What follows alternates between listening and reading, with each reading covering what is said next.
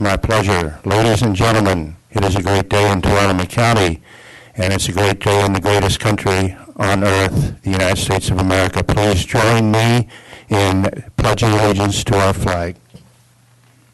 I pledge allegiance to the flag of the United States of America and to the republic for which it stands, one nation, under God, indivisible, with liberty and justice for all.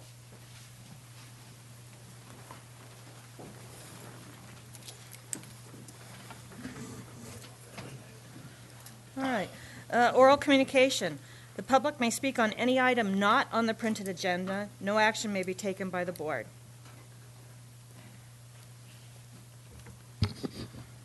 Thank you, Madam Chairwoman, members of the board. I'm Sheila Shanahan, the Housing Program Coordinator. Today I wanted to announce that residents of Tuolumne County who are having trouble paying their rent may be able to get assistance through the Housing and Urban Development, which is also known as HUD, Section 8 Housing Choice Voucher Program. HUD Section 8 rental assistance is administered by the Stanislaus County Housing Authority for Tuolumne County and the other foothill counties. They're opening the waiting list for our county tomorrow, September 20th. The waiting list is only open every few years. Once it opens tomorrow, it'll only be open for a week or less, so it's important for interested residents to act quickly. Applications will be available on the Stanislaus County Housing Authority website starting just after midnight tonight. Applicants fill out and submit the application online. If you don't have a computer, the Maine County Public Library on Greenlee Road has computers that you can use. If you have a caseworker, many of them will be assisting their clients who don't have computers, but you'd need to let your caseworker know that you're interested. Applications may be obtained online at www.stancoha.org. That's www.stancoha.org starting tomorrow. There's also information on the Tuolumne County website under Community Connection, and the county's website, if you don't already have it bookmarked, is www.tuolumnecounty.ca.gov. Thank you. Thank you, Sheila.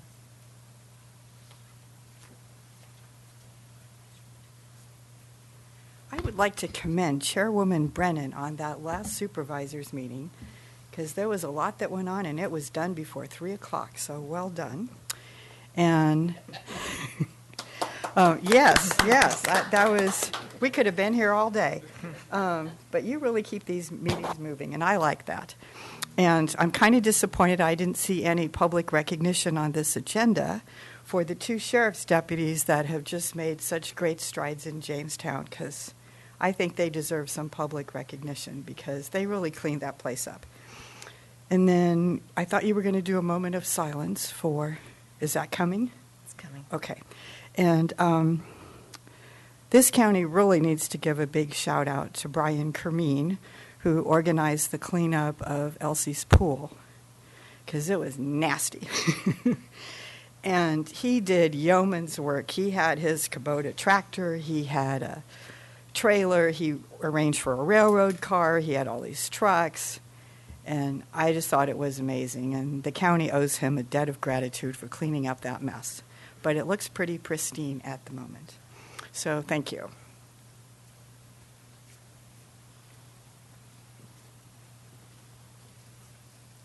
Morning.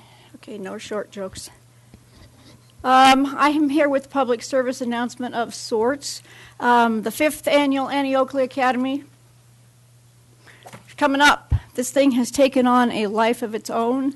Every year the graduates say, when's the next one, when's the next one? Well, the next one is Sunday, October 8th, about 3 weeks, a little short of 3 weeks. This thing has been a very productive partnership with the Annie Oakley Academy and the Sheriff's Department. We have helped them raise a lot of money for their canine operations. This year we're working with their search and rescue unit. And I didn't know that much about the search and rescue unit until I started digging into it a little bit. They are unbelievable what they do. 115 degrees down to -0 in the mountains, in the deep water, and all kinds of wonderful stuff. So we're very excited about this year's event. If you're not familiar with it, it's self-defense workshops for women. We teach women how to take care of themselves so they don't have to be a victim. In the meantime, we're raising money for the people who help us when we do become a victim. So it's been a very good thing. Tickets are available at Hearst Ranch, Letterbuck, the Farmery, the Sheriff's Department. It's just a terrific event. This year we're at the Gun Club, so that's going to be kind of fun. All kinds of good information. Any of those places has tickets or more information for you. So thank you very much.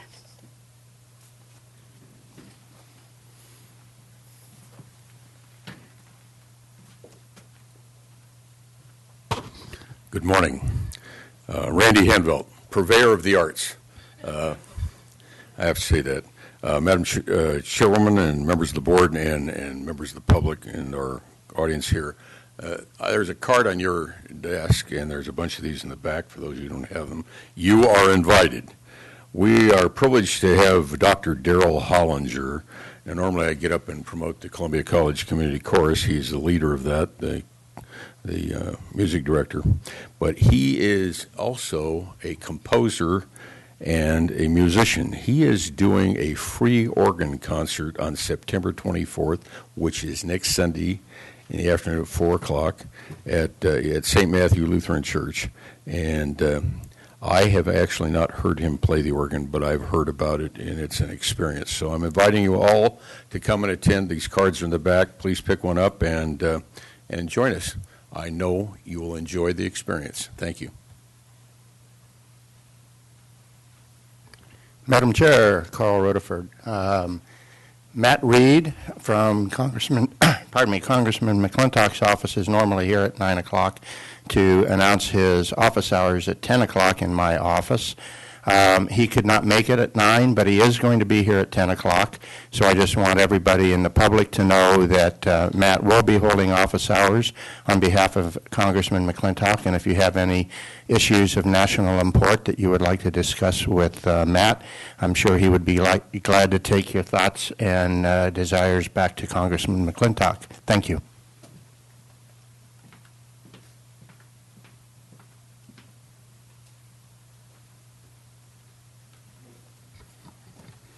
Board, Sherry Brennan. As was previously mentioned last week, or at our last meeting, we had a very full agenda, and something got by me that I was really remiss in, and that is 2 recognitions. One, we all know that we have a tremendous volunteer workforce in this county, and they are a workforce. And a member of that workforce, Marge Warner, passed away.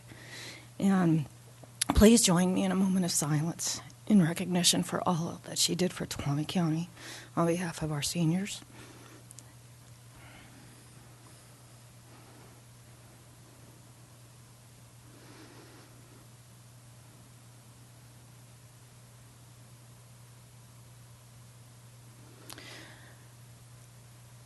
And I would ask that this board reach out with a letter to her family and recognize all of the tremendous effort that she played in Tuolumne County. Thank you.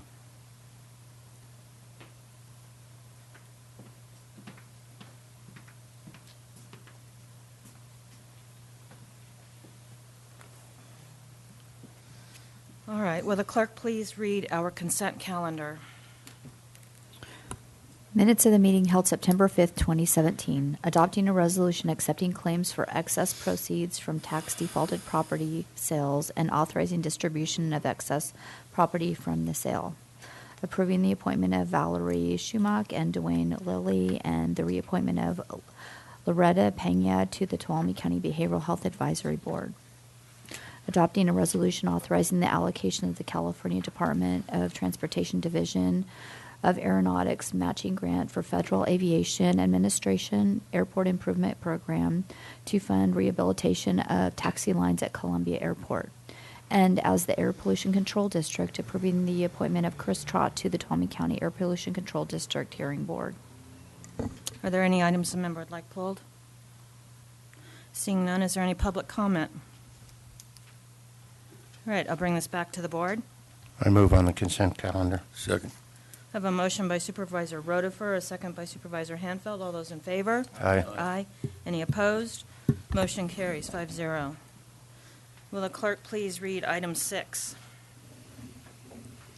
Consideration of providing staff direction on how to proceed with harmonizing medical and non-medical marijuana, personal cultivation, and code compliance enforcement of cannabis-related violations.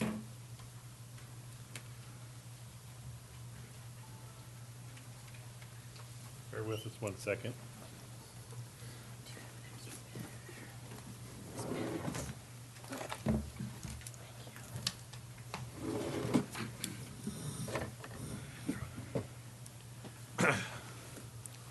Madam Chair, members of the board, members of the public, my name is David Gonzalez. I'm the Community Resource Agency Director for the County of Tuolumne. The item before you today that Daniel is going to be covering here is related to personal use. I want to make that clarification. There's been a lot of discussions regarding cannabis or marijuana, depends on the term you want to use, the use of it and how we're moving forward with a working group as well as board action here. The county currently had an ordinance in place, and that is in effect still. There's been a lot of questions of my office about what that means. And Daniel's going to be covering what the marijuana working group made a recommendation to you as a decision body on how to harmonize is the term that we'd use, a medical and personal recreational use only. This is not commercial. So I just want to make that clarification before we start moving forward. And we have some presentations. I'm going to let Daniel handle it from here. Good morning, and thank you for having us here today. We are here to present the topic of Marijuana Working Group's recommendation for harmonizing medical and non-medical marijuana personal cultivation, and in addition, enforcement of cannabis-related violations. Our requested action is to provide staff regarding the Marijuana Working Group's recommendation for harmonizing the medical marijuana personal cultivation regulations in Tuolumne County Ordinance Code Chapter 17.67 with the non-medical marijuana personal cultivation authorized by the Medicinal and Adult Use Cannabis Regulation and Safety Act. Please provide staff with direction on how to proceed with harmonizing medical and non-medical marijuana personal cultivation and code compliance enforcement of cannabis-related violations. Just a quick note, there are a few typos. I apologize. That's a rookie mistake. Some general information. On April 4th, 2017, the Board of Supervisors approved the Marijuana Working Group's work plan. Pursuant to Board's direction, the Marijuana Working Group is intended to review and recommend regulations to the Board of Supervisors related to the potential authorization and regulation of marijuana activity.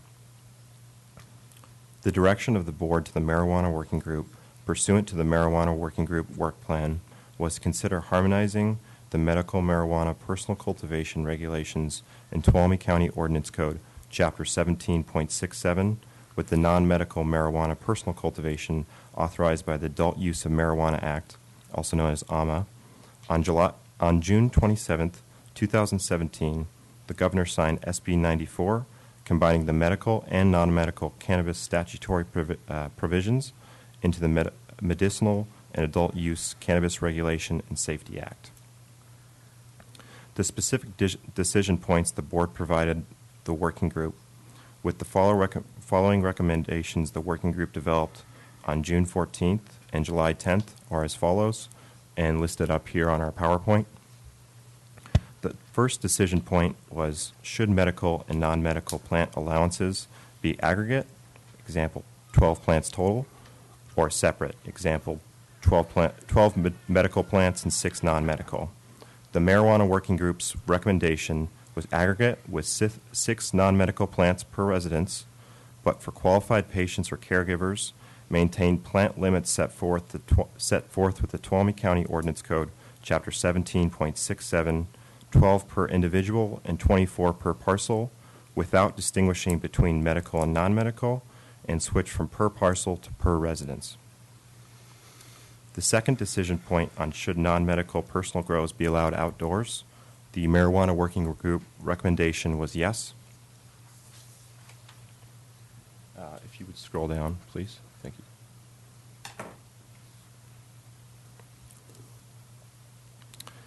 The third decision point on should medical personal grows continue to be allowed outdoors, the marijuana working group recommendation was yes. Should non-medical indoor grows be subject to the same restrictions as medical indoor cultivation, the recommendation was yes. Should non-medical outdoor grows be subject to the same restrictions as medical outdoor cultivation? The recommendation was yes, with an increased 50-foot setback from all property lines for both types of outdoor grows. And the last decision point, should landlord consent be a requirement for non-medical grows? The recommendation was yes, landlord consent should be required and notarized. For some legal history, or legal background, the Adult Use of Marijuana Act legalized marijuana and marijuana-related activities for individuals 21 and over, including providing the ability to possess, use, transport, process, and cultivate marijuana. It provided that local government can reasonably regulate but cannot ban personal indoor cultivation of up to 6 living plants within a person's private residence. A residence is defined as a house, apartment unit, mobile home, or other similar dwelling unit, and includes cultivation and greenhouse on the same property as the residence, even if not physically part of the home. However, any greenhouse must be fully enclosed, secure, and not visible from a public space.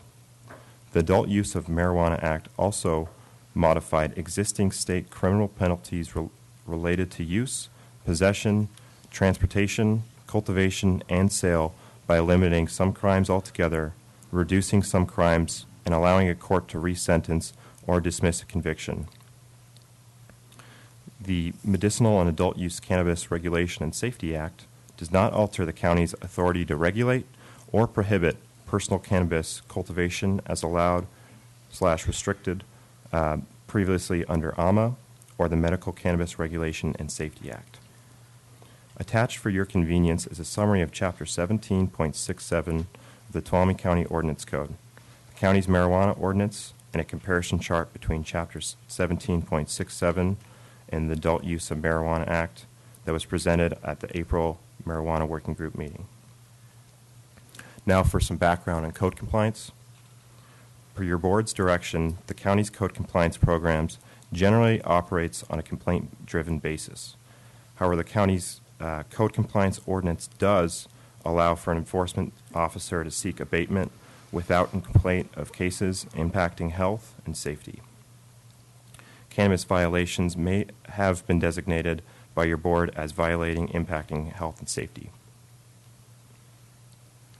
Since the adoption of the county's marijuana ordinance, Tuolumne County Ordinance Code Chapter 17.67, the Code Compliance Division has investigated and abated 18 cannabis complaints, including 2 cultivation sites exceeding 100 plants.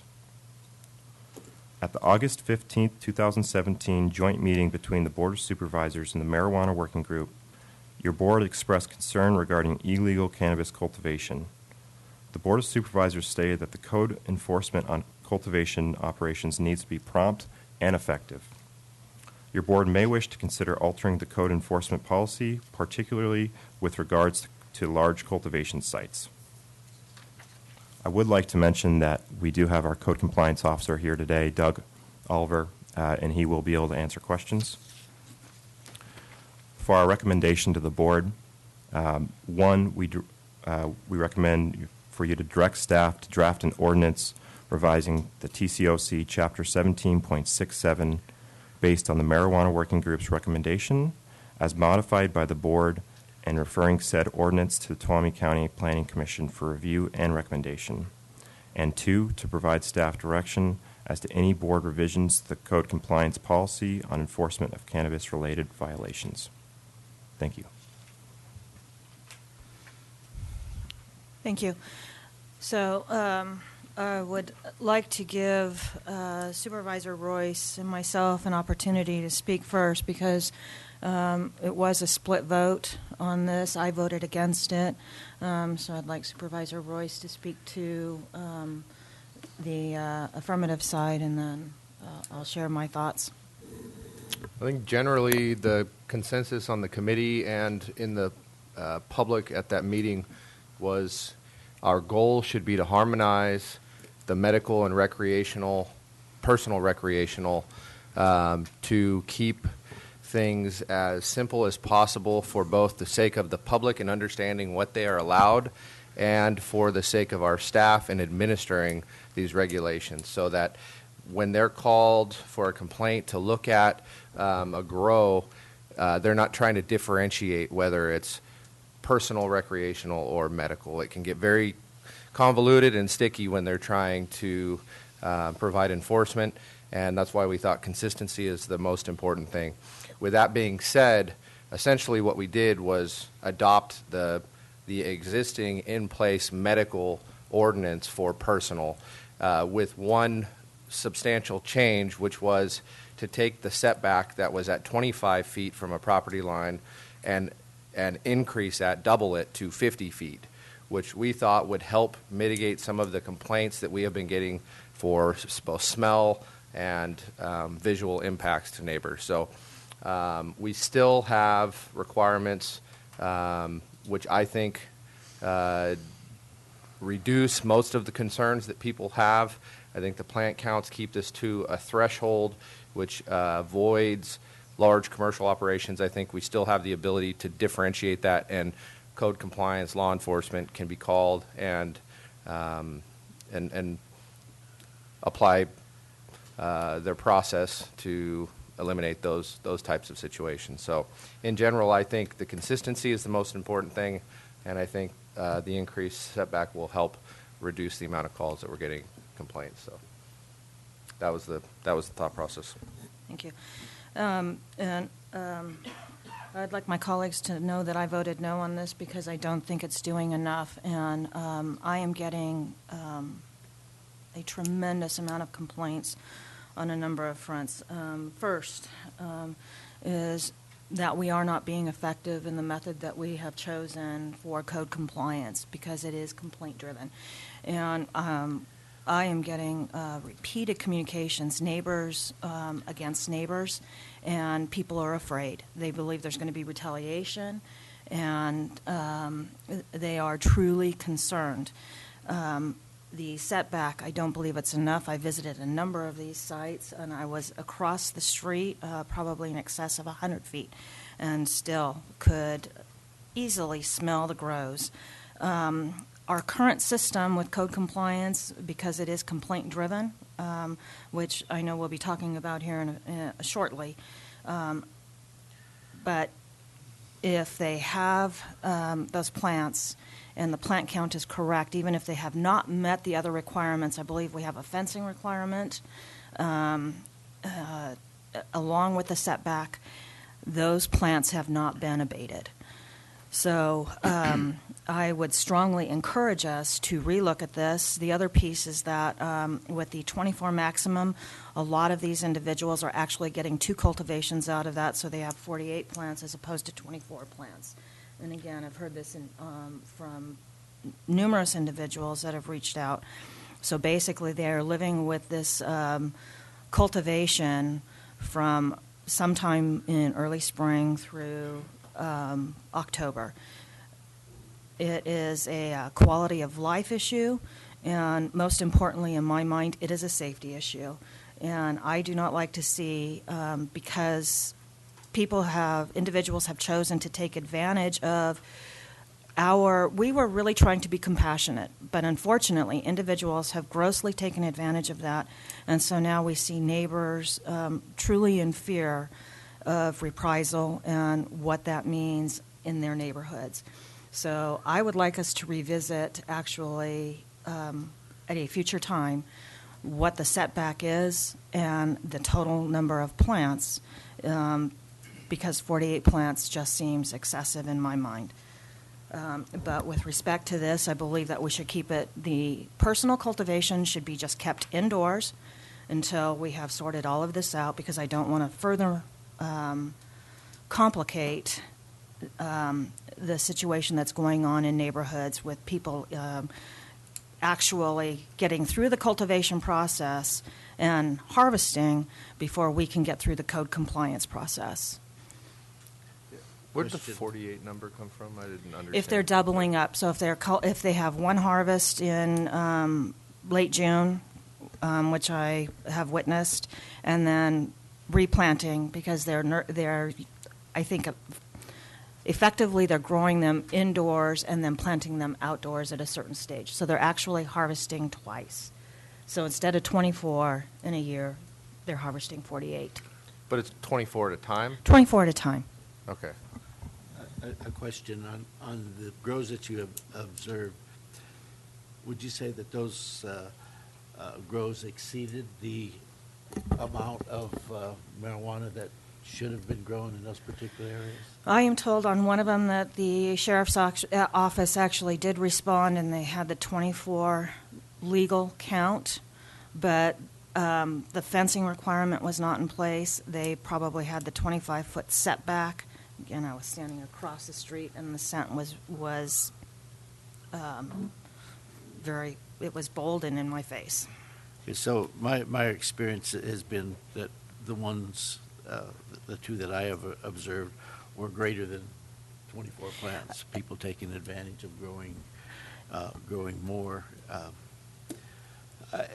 Complicated issue, to say the least. But, in looking at the recommendations, I, too, think we're letting too many plants be grown at one time. You take 24 plants, that's $100,000 worth of income. And I don't think anybody can smoke 24 plants in a year. I seriously don't think so. I think it'd be literally impossible to do that. So that obviously it's going someplace else. So when I look at these recommendations, the problem that I see is, okay, we're saying everybody can grow marijuana, but we have no way of knowing who's growing the marijuana. Is there a possibility of issuing a certificate for somebody that grows medical marijuana? That way you would have a general idea that it's where it's being done and how it's being done, and then you could do a follow-up inspection on it if need be. Don't know if that's an answer, just a thought. When I look at on the landlord consent we have there, it said should. I think it should be must, not should. They must have permission and have it notarized. So I'm stuck on the number of plants, like Supervisor Brennan.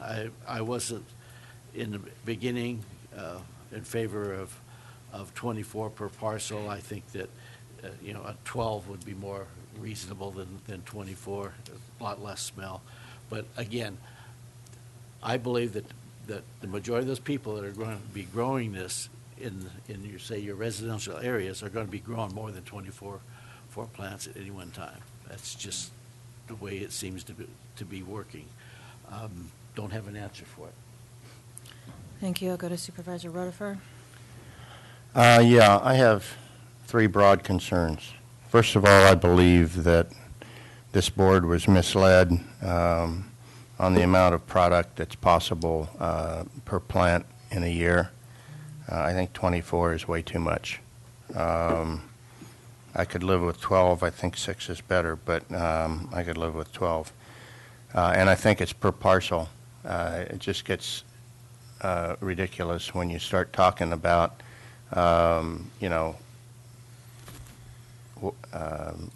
multiple people and all that stuff. 12 per parcel.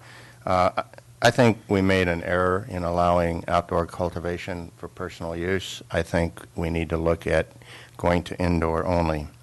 And then the third one, and I address this to our staff as well as the public, I have absolutely no interest in voting to pass an ordinance that we're not going to enforce completely. okay?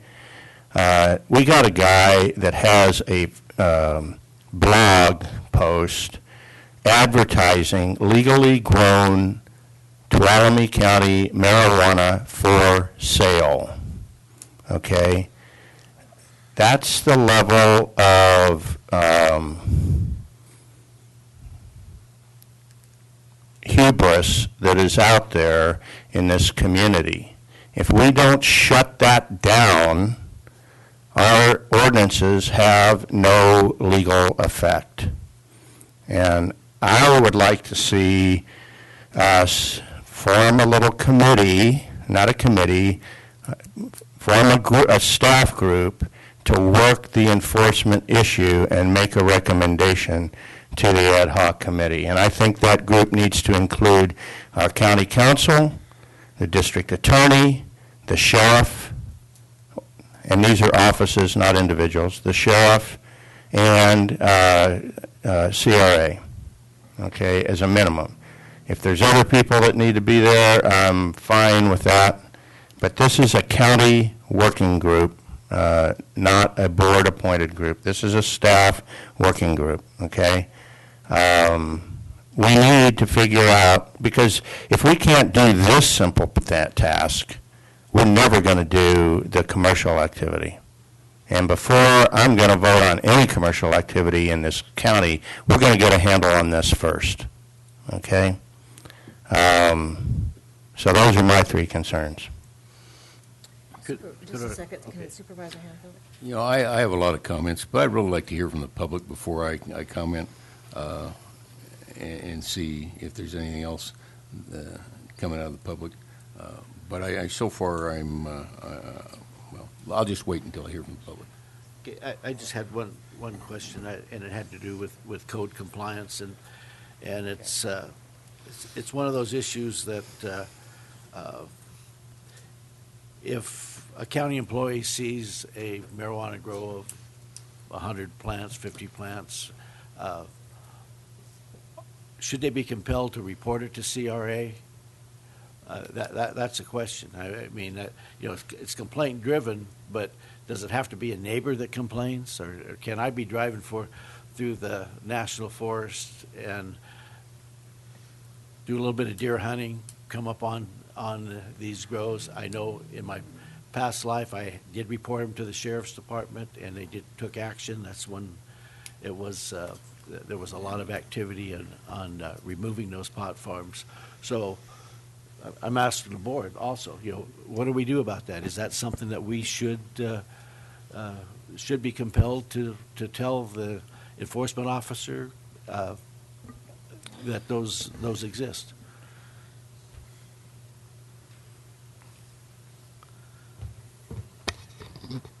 Doug Oliver, Code Compliance Officer. In general, by board direction, the priority has been set for code compliance enforcement overall. This was decided prior to marijuana becoming an issue. As it stands, marijuana is a zoning violation, and that was placed as one of the bottom priorities in our code compliance enforcement in general as a zoning violation, reserving health and safety violations like substandard housing, dangerous buildings, imminent threats to the county and to the public as the highest priority. In addition to that, the zoning ordinance, I believe it's the zoning ordinance, does identify that complaints cannot be received by employees. Rather, they have to be received by the public. It could be anyone in the public, but the only enforcement by county officials is work without permits issues or substandard housing, where a building inspector in the course of his duties may see that and enforce if it's a significant risk. Doug, just a quick comment. It's not really a question. My recollection is that we directed that, and maybe it didn't get incorporated, but we directed that marijuana violations were to be considered health and safety. That was our board direction. I can clarify that. It's actually in the Chapter 1, and the specific one is 1.10.320, violations of Chapter 17.67. Violations constitute violations impacting health and safety. So that is specifically related to cannabis marijuana. Thank you.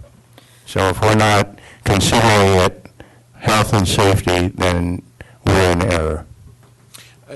I understand that. What I'm trying to clarify is that it is health and safety. We are enforcing it as soon as we get the complaint. However, as far as complaints received, the ordinance order is still that zoning violations are complaint driven.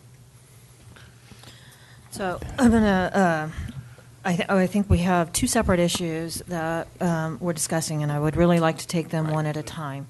Can we come back to the code enforcement side Correct, of this? and that's exactly what wonderful. I would like to do, because I Okay. think that is a separate conversation that we all are recognizing at this point in time. We're not doing the adequate job that we need to, and we'll adjust so that we can and have that capacity. So first, though, I'd like to tackle what is on the screen.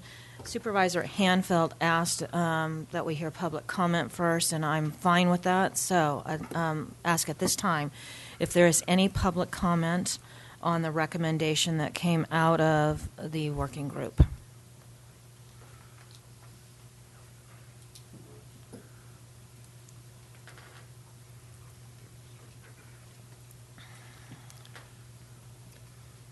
Mike Mechanic. It sounds like the intention is to push everything indoors, out of sight, out of mind, sort of thing. I can't. I'm unaware of abuses of what we have set up so far. I know that I've tried to comply with what we've got, and it bothers me that there are people taking advantage, and it's I don't know. I have all these. When I bend over, I get poked by them. And I have them because there's people who are not good people, or don't try to be good people. And I kind of feel as though I'm losing my freedoms, and I'm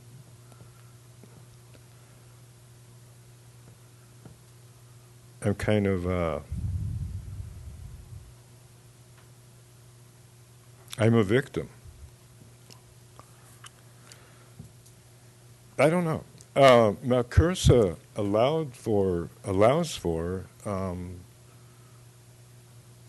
I think 6 mature plants and 12 immature plants, I believe.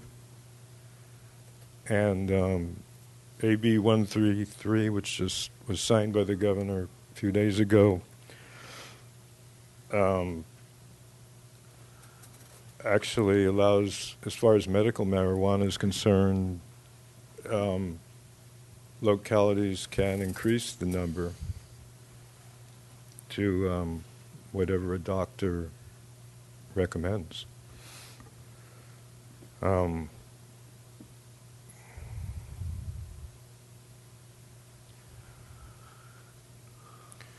I don't know. Going outdoors is, I mean, issues with neighbors can be resolved, I believe, if people are willing to work on it. I think sometimes if people claim to be afraid to complain, I mean, it's sort of the idea of confronting an accuser, and if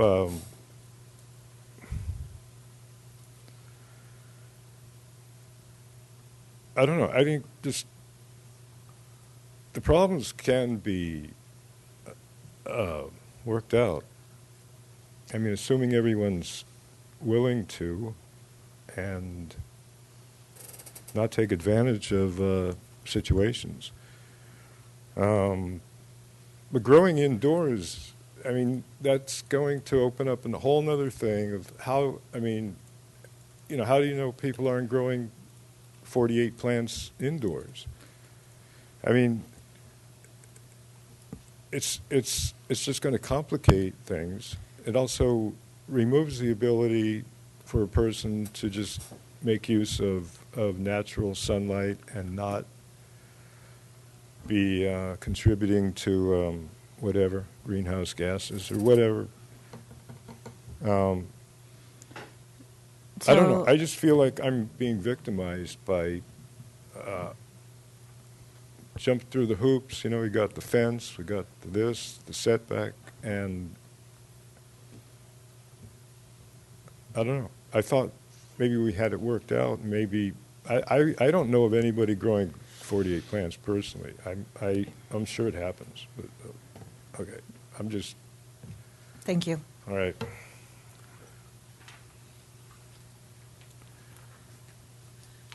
Hello, Kanan Whitman, resident of Ponderosa Hills.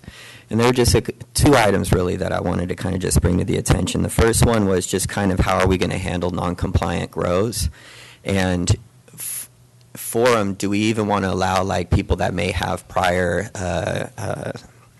like, drug charges allowed for grows? You know, because there's certain conflicts that do happen amongst neighbors. And then the other one was, so I was reading an article last night on my mother lode, and it was about the county sheriff serving a warrant abatement on a 700-plant grow operation. And in the article, it indicated that each plant was worth $3,000. And so if you have 24 plants times $3,000, that's $72,000, which is well above the median household income in Tuolumne County. And the only reason I think this is significant is because the way somebody would protect or secure a $72,000 annual crop is a lot different than the way somebody would secure or protect a personal use cultivation site. And so those are just kind of the plant count. What are we going to do for those people that do violate the current code compliance? How are we going to handle that? And then do we just want to open it up to everybody, or should there be some kind of checks in place for it?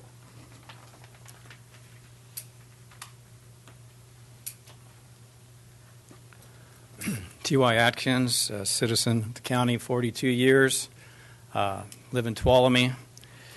Yeah, and I'm sure you're aware of this when you look for public comment. Much of the public that would want to speak on this issue can't be here because of work, and so I've been in public education in the county for almost 40 years also, and I believe I'd be speaking on behalf of many teachers, many administrators over the stretch of the county that, you know, the impetus in the classroom and in the drug education portion of our curriculum is the Red Ribbon Week and all those that happen every year is to encourage our kids to say no to drugs. It's a lifestyle that's destructive. It's a lifestyle that, you know, is destructive to families, destructive to individuals, and everything else. And it seems like it's sending a mixed message to our children to say, hey, it's okay now to grow this stuff. I know the state has unfortunately given permission for that or for personal use, but if we as a county have the authority to put limitations on that, I would highly encourage this board to put the strictest limitations possible on the outside growth of marijuana. I mean, once upon a time, and that once upon a time we've passed, but there was a phrase that when you said things were going to pot, it was a negative statement.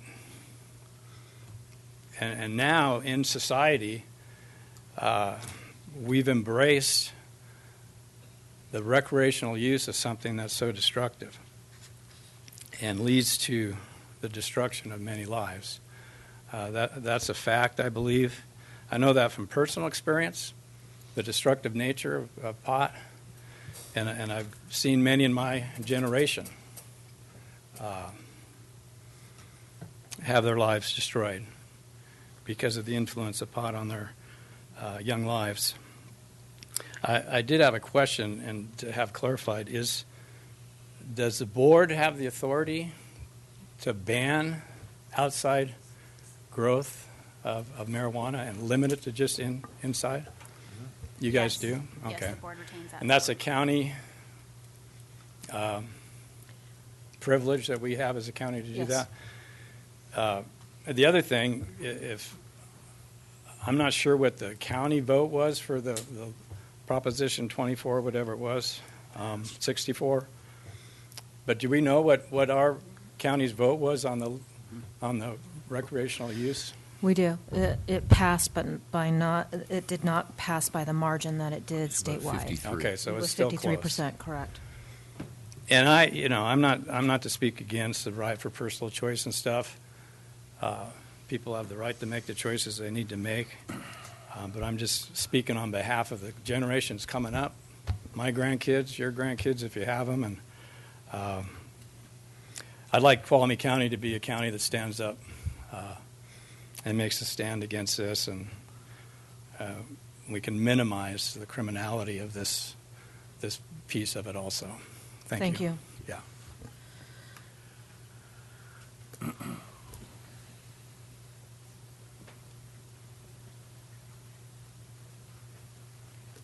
My favorite sheriff. I'm sorry?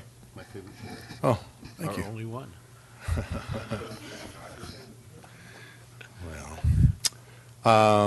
Jim Mealy. I appreciate all the comments that have been said, and I just want to touch on what the gentleman was just talking about on Proposition 64.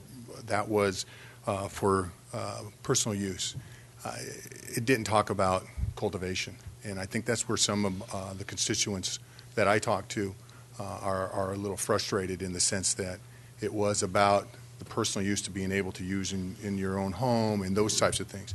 And now we've kind of branched out into a different arena. So I think that's where some of the problems and some of the concerns that we're talking about today. I appreciate Supervisor Royce's comment about harmonizing. I think that we should harmonize, and my suggestion and to make it easier on all. It's not, and you can't. This decision, you're not going to make everybody happy, but the complaints, it is all complaint driven, and County Council does a wonderful job of trying to help us negotiate and navigate through court and lawsuits. But when you start throwing law enforcement, we are held at a different level.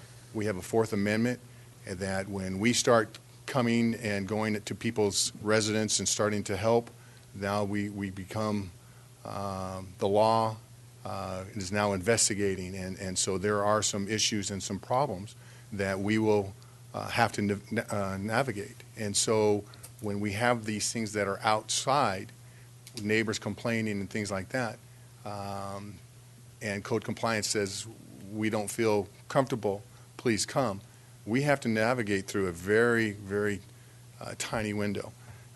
So my suggestion and my plead with this board is that to harmonize it, to make it, if you look at the state's actual, they have made it stricter in the sense of the personal grow than what this county started with. So my suggestion is that medical is 12, medical is 12. Personal is 6, personal is 6.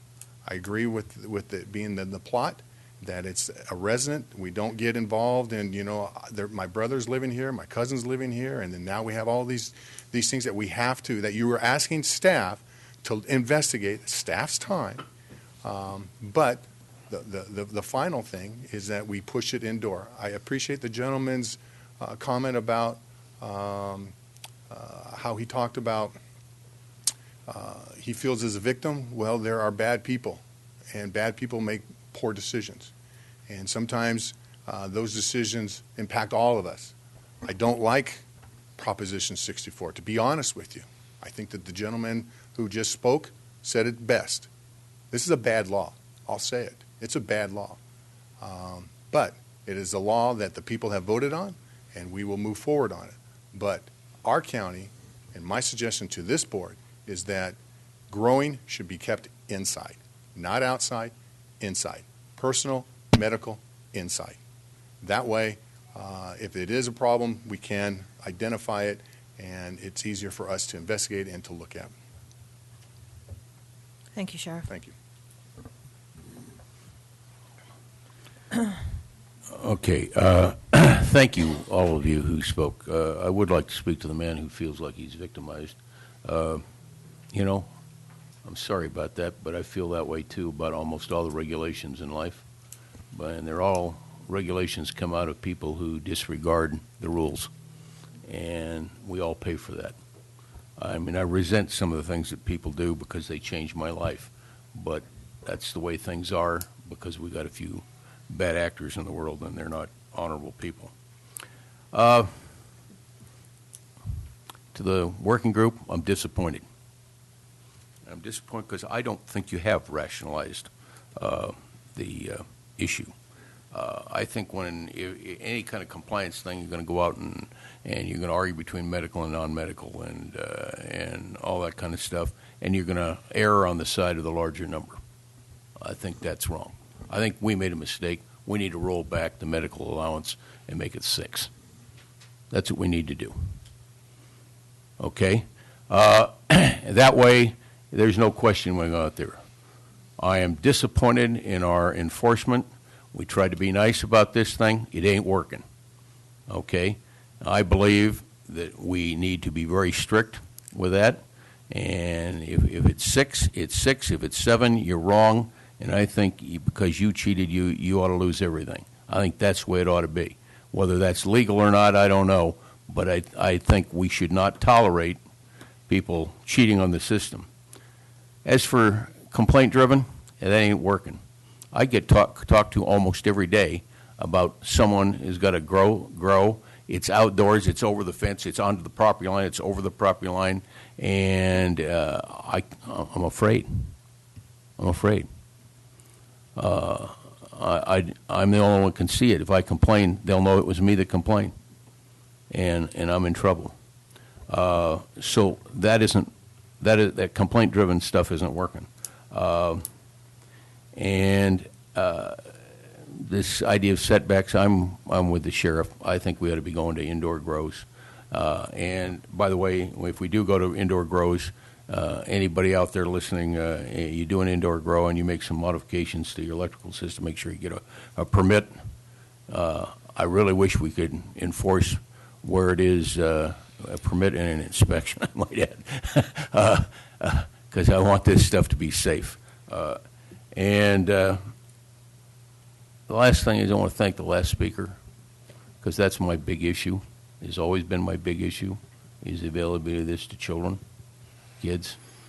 I have great-grandkids, and I worry about them. I worry about my grandchildren, too. This stuff is not good, particularly in the early years. Everybody knows my daughter has a string of drug-sniffing dogs, and tries to keep schools safe. They found it down to 5th grade. I know we found it down to 3rd grade here at Sonora L. That's unacceptable. There are no excuses for that, and we have to be strong enough to stand up for our kids. I've heard a number of grows that are clearly commercial grows, hundreds of plants. I've even heard of a 5,000 plant grow in our county. What is going on? The cannabis community, look, I am willing to go with the law, but you people need to police yourself and police your friends and neighbors and do the right thing. It's just wrong that not everybody, this small number, whatever they are out there jumping the gun and giving you guys all a bad name. I appreciate honest people, but we have to be stronger about this. I think we need to rationalize it at 6 plants. I believe no outdoor grows. That just puts the pressure on the neighbors, and some of these people have dogs that are vicious dogs, and I heard one case. I've got kids. I'm worried about them being out near my neighbor with that dog. Thank you, Supervisor. And so, anyway, stronger position, and I'm disappointed. We need to do better.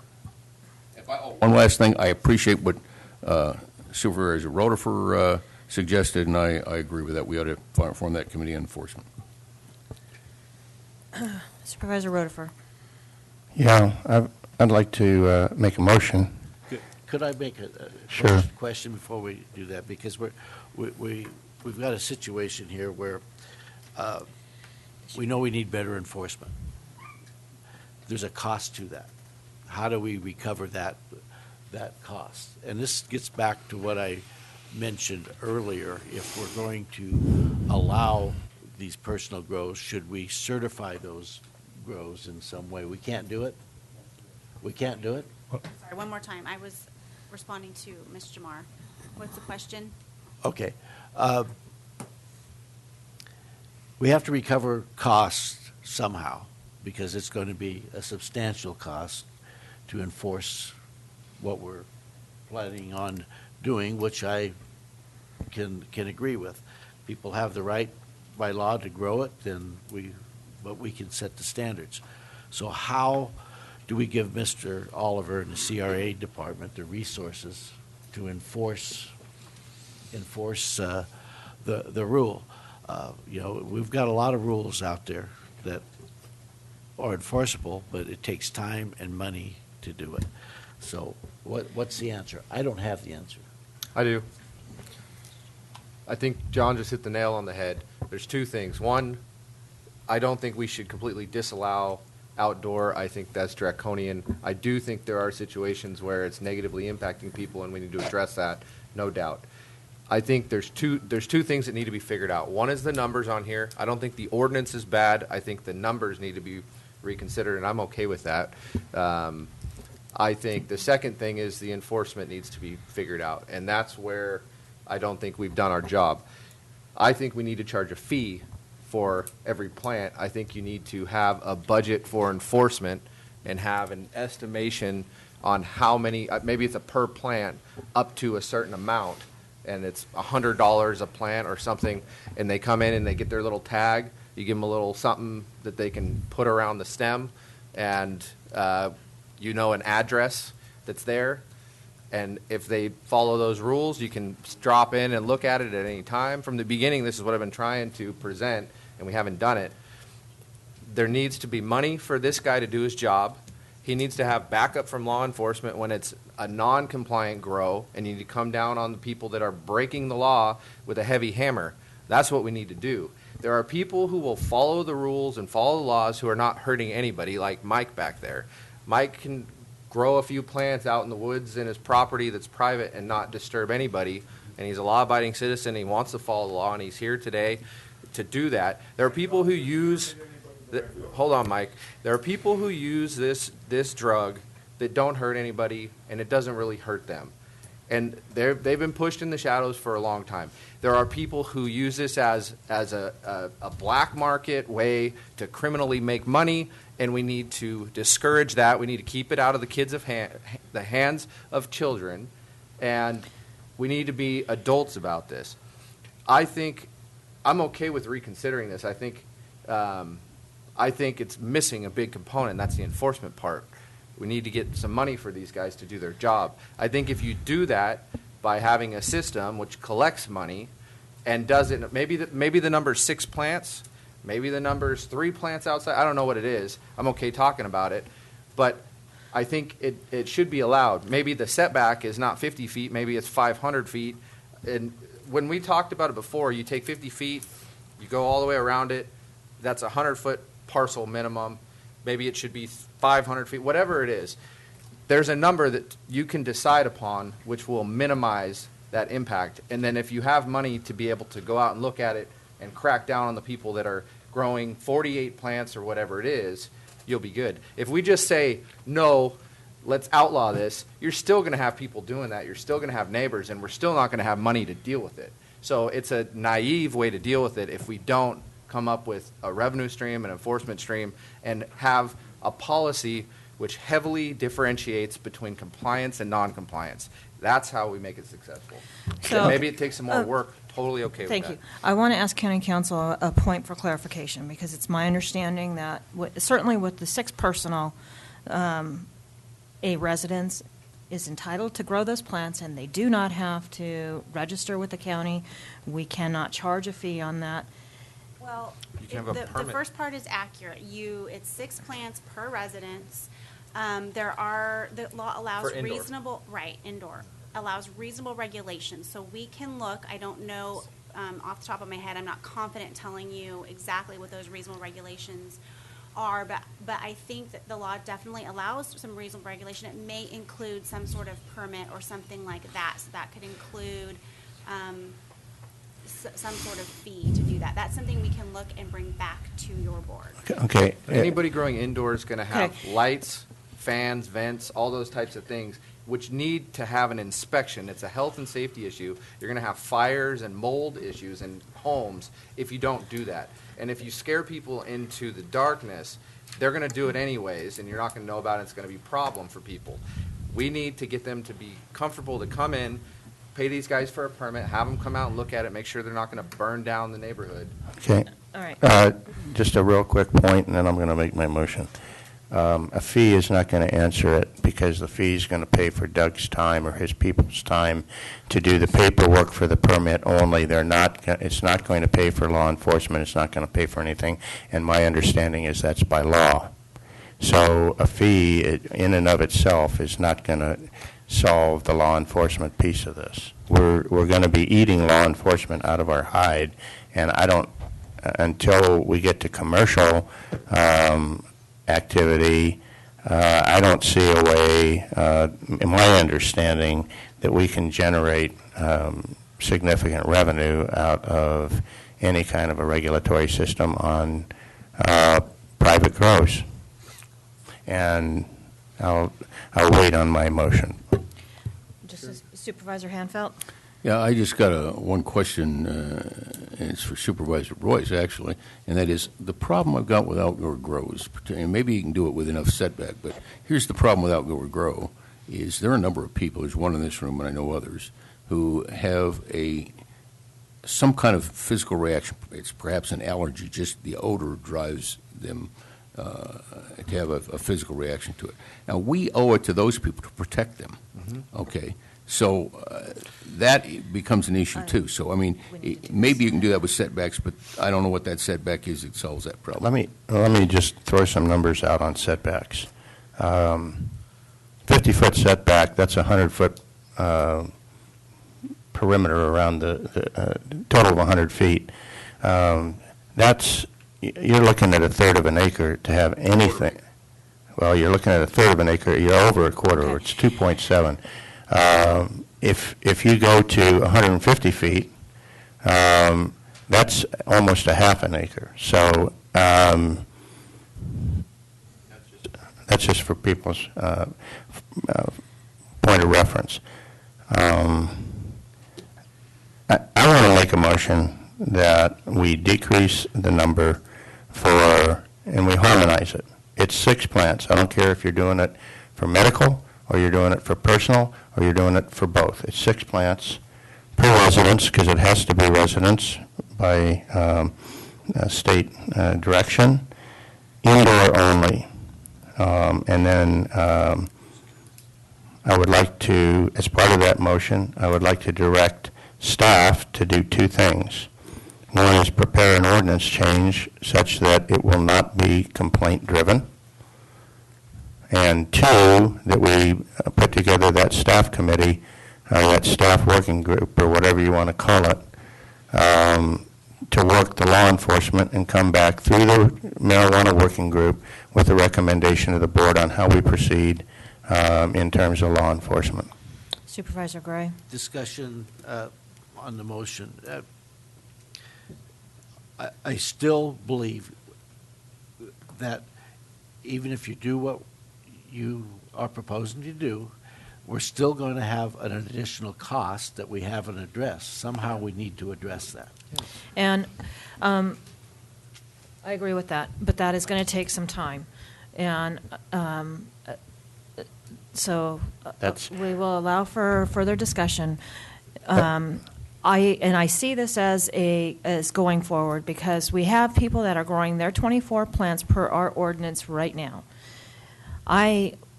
Twofold. I would like to see the group that's going to be tasked with compliance be working immediately so that there is credibility that we can tackle this issue on grows that are 25 or more plants. That's the issue. And then I would like to see we have a motion from Supervisor Rotifer. We'll be looking for a second on that, but I would ask that that be stipulated on this going back for a few of these pieces. What if there is going to be outdoor? What is the setback? It is significantly more than 150 feet. And some of the other issues that were brought up on the dais today with a recommendation before next spring. Okay, if we pass my recommendation, the setback is not an immediate issue because you're going indoors. That's okay. correct.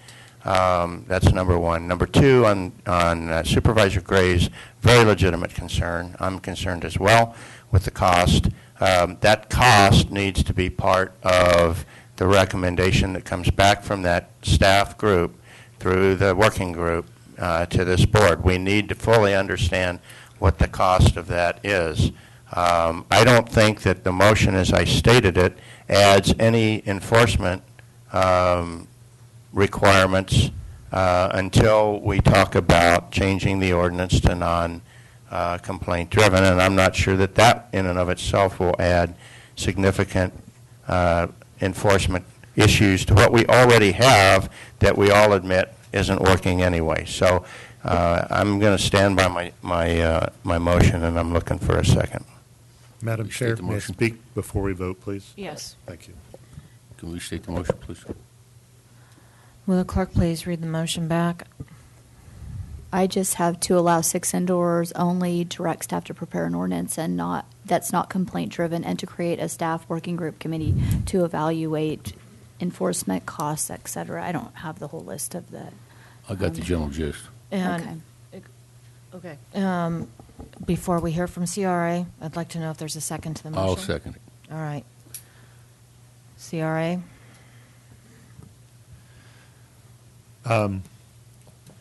I've experienced this before, and I know what you're struggling with. We're trying our best to try to give you the answers that you need and want. We're going to continue to struggle with this. Our county is very unique, and I'm very lucky and fortunate to be here, but it's not unique in the issues that we're dealing with. I'm going to address one point very pointed here. It's about staff time, and I'm not complaining. It's not me. Every one of you know me. We'll do whatever you ask us to do. Just understand we have priorities. In January, when I was here, I was very blessed to be at your retreat. You were crystal clear what you wanted me, specifically, who you just hired, to accomplish in the next year. This wasn't on that list. May have been mentioned, but it was pretty small.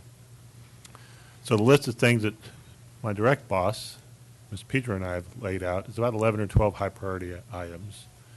What I'm going to ask you to do is prioritize. If we're going to form another committee, you're looking at the same people on that 11 list. Sarah's sitting over there. She's got the same 11 I'm working on. Carlin, who's behind me back here, is also that list. Craig and I were talking about big boulders. You want to move a bunch of big boulders, this is another big boulder. Same crew working on it. And I am not complaining at all. Please do not take it that way. We want to accomplish exactly what you ask us to do, and we will, given the right priorities and the right tasks. Another committee with the working group, with the finance group, with the other groups, the general planning groups we're putting together and all that. It's going to be a very tough balancing act. All I ask is that you consider that when you vote, think that through, allow us some time to talk with you about that before we move forward on something. I think the enforcement thing. If we could separate that out and I could talk to you separate about that, I'm happy to. I've been asking my folks about this. I knew this was coming. There are ways to take care of this in its direction. We probably have existing what we need. We just need time to look at that. They had a task force before that was used just like was in Jamestown. Somebody brought up Jamestown earlier and congratulated the sheriff's department. Well, there was a team. That team was highly effective because they worked together, they all handled their area of expertise, and they got the job done, and it was completed. It was the sheriffs, it was our folks, it was health department, it was all those folks, it was mental health. All those folks were available to do something. Marijuana issue is no different. We reestablish something like that and let them go do their job. They've been very cautious. My team are very cautious about doing this. They're not afraid to do their job. I'm afraid for them. I will be highly protective of my staff to not get injured over what Kanan mentioned about somebody protecting their crop. I'm not worried about this guy back here, Mike. He's here. I'm worried about the one guy that's protecting his annual income and does something really stupid and hurts one of my employees. Mm-hmm. And I'm not going to call Doug's wife and tell him what happened. You know, that's a pointed discussion. We will do whatever you ask. Please consider those things. Help us. The ordinance, as far as the plants, will do whatever it is that you ask. We just want it simple, clear, and concise. So I'm sorry I was a little winded there, but I want to make sure you consider all those things before you make a motion and direct us to do something. And I appreciate those comments and actually believe that it is a separate issue. And we need to, it is more of a working group in my mind of who will be handling enforcement. And I think Supervisor Rotifer named who would be part of that working group, but we understand Doug would be integral to that conversation and the success of that group. He's also my building official. All right.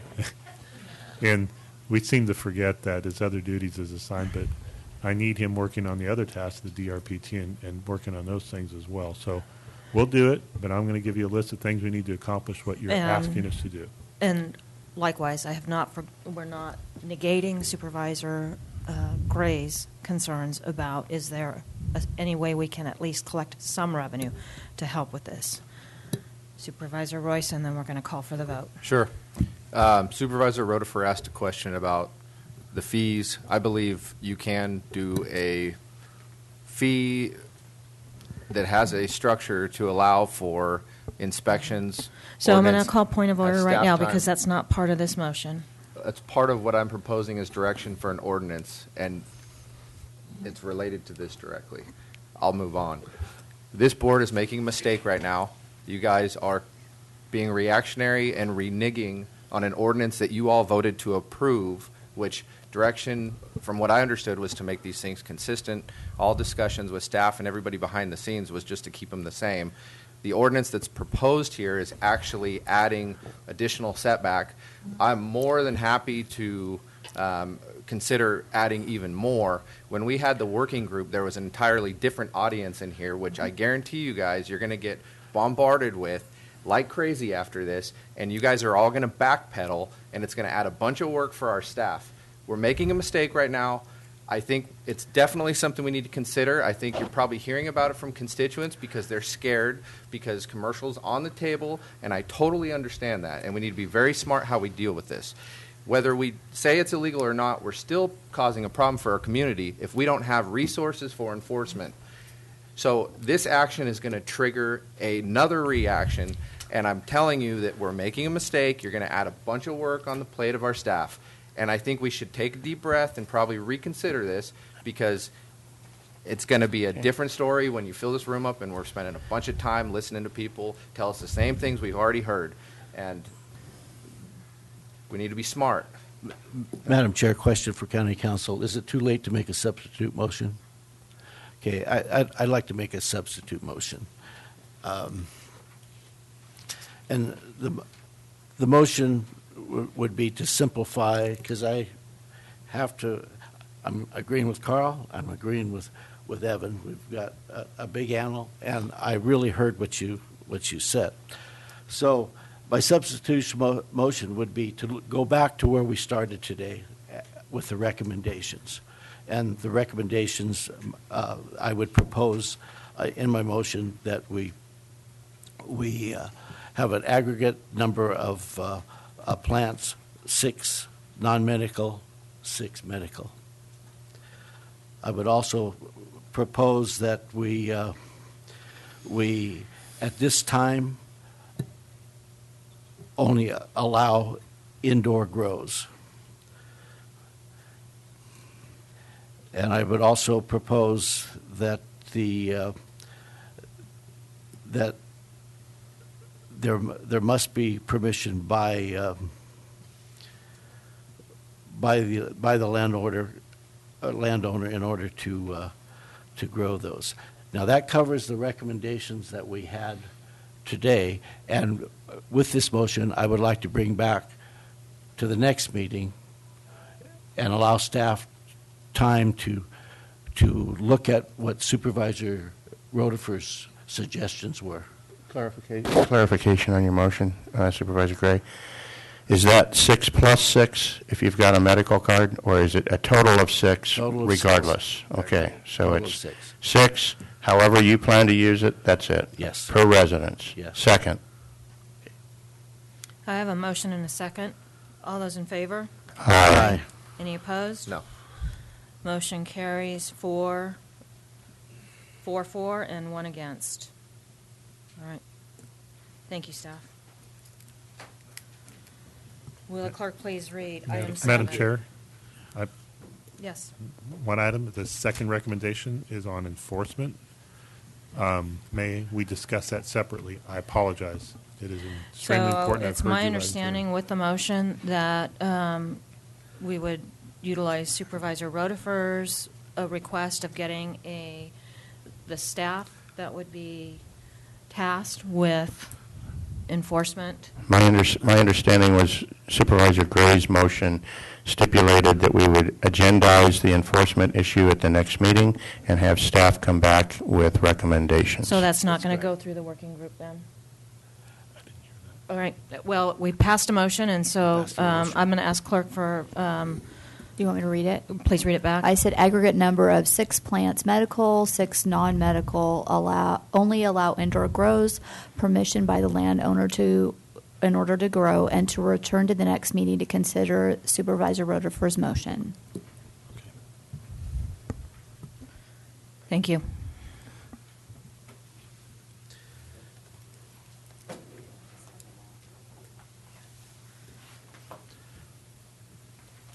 Yes, will you please read item 7? Consideration of approving correspondence to Federal Emergency Management Agency and Cal Office of Emergency Services regarding the lack of obligated funding for storm drainage incurred in January and February of 2017.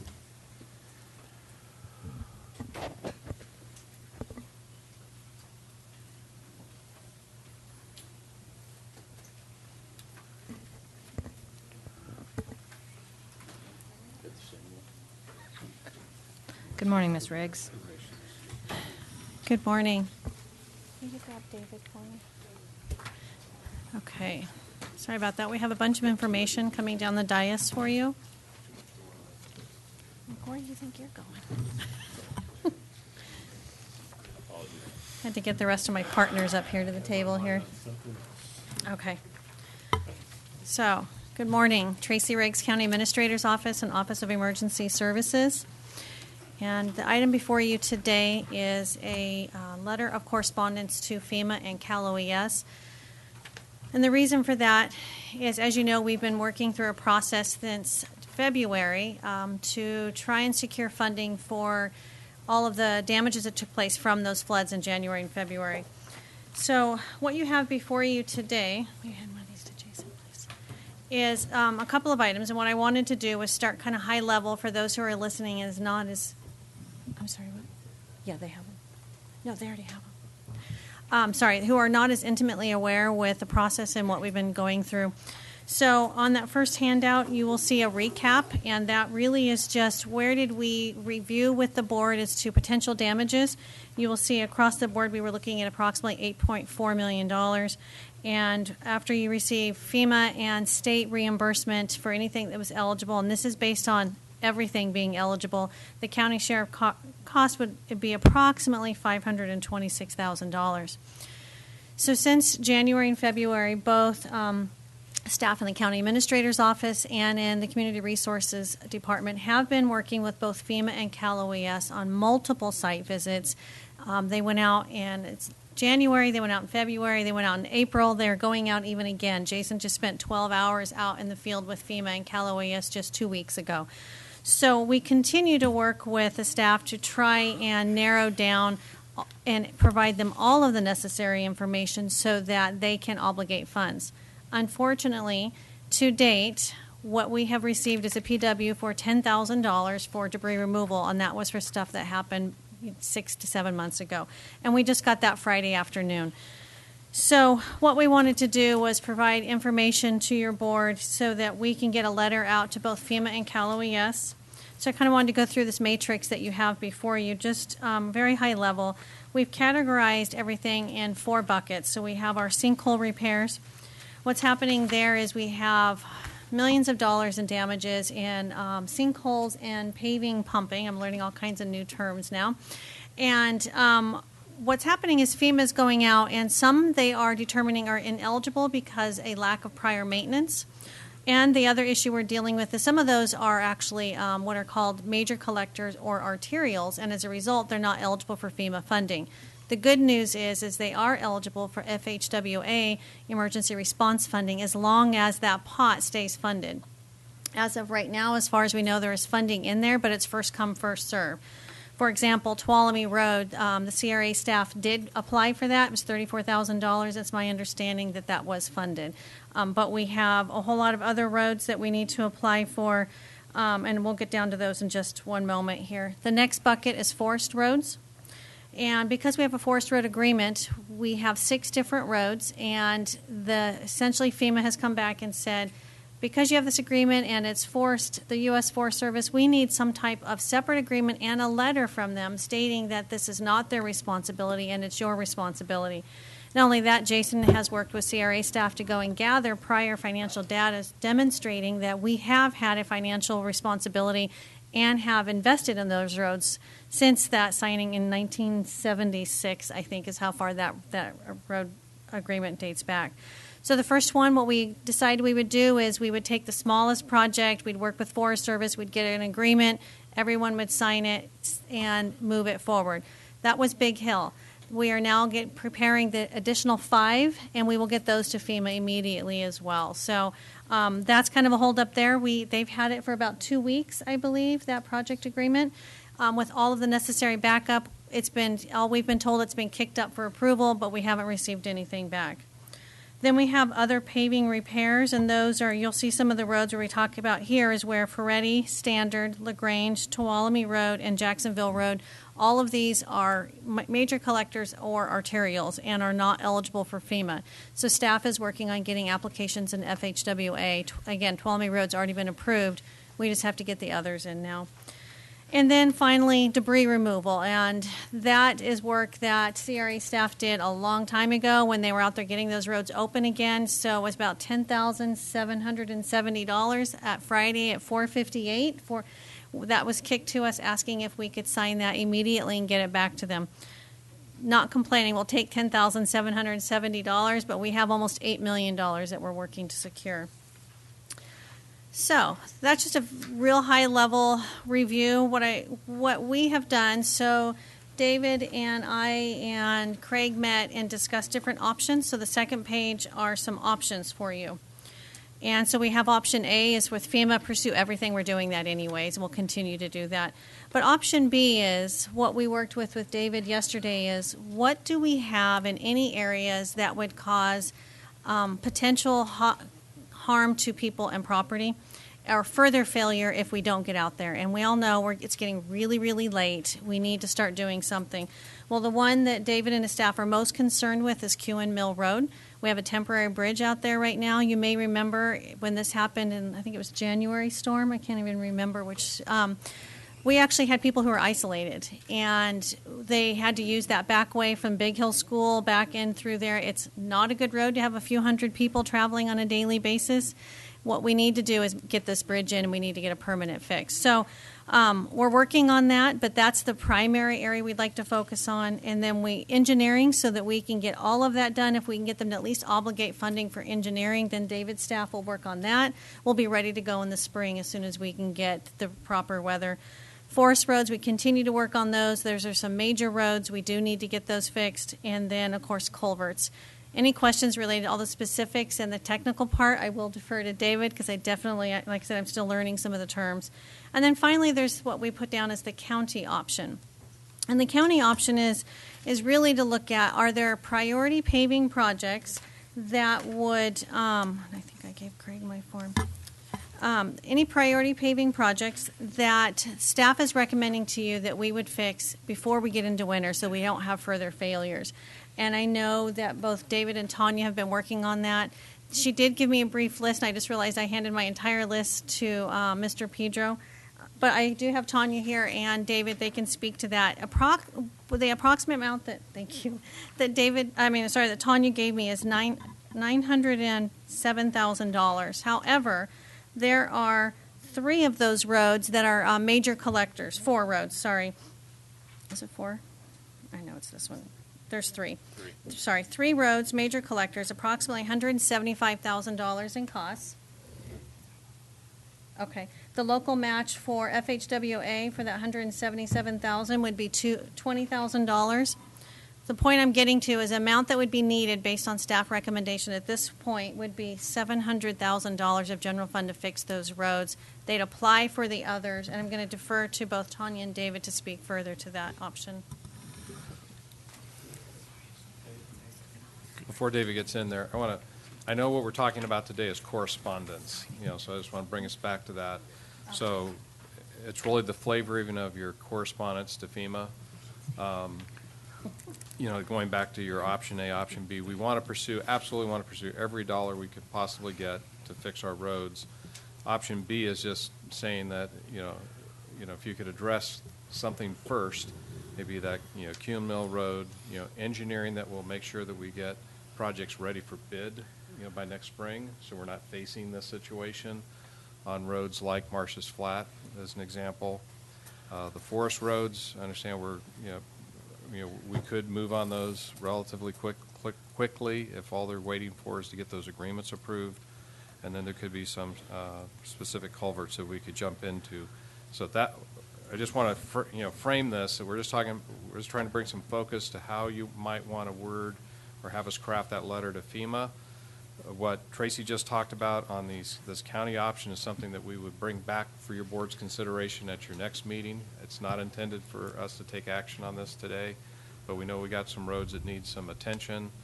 But we'd also have to figure out how much are we willing to invest outside of the whole FEMA process in order to try and do some significant permanent repairs before we get into the dead of winter. So thank you for the clarification. Supervisor Rotifer? Yeah, I would offer the following comment with respect to your remarks about certainly we want to be able to get every dime we can out of FEMA and others.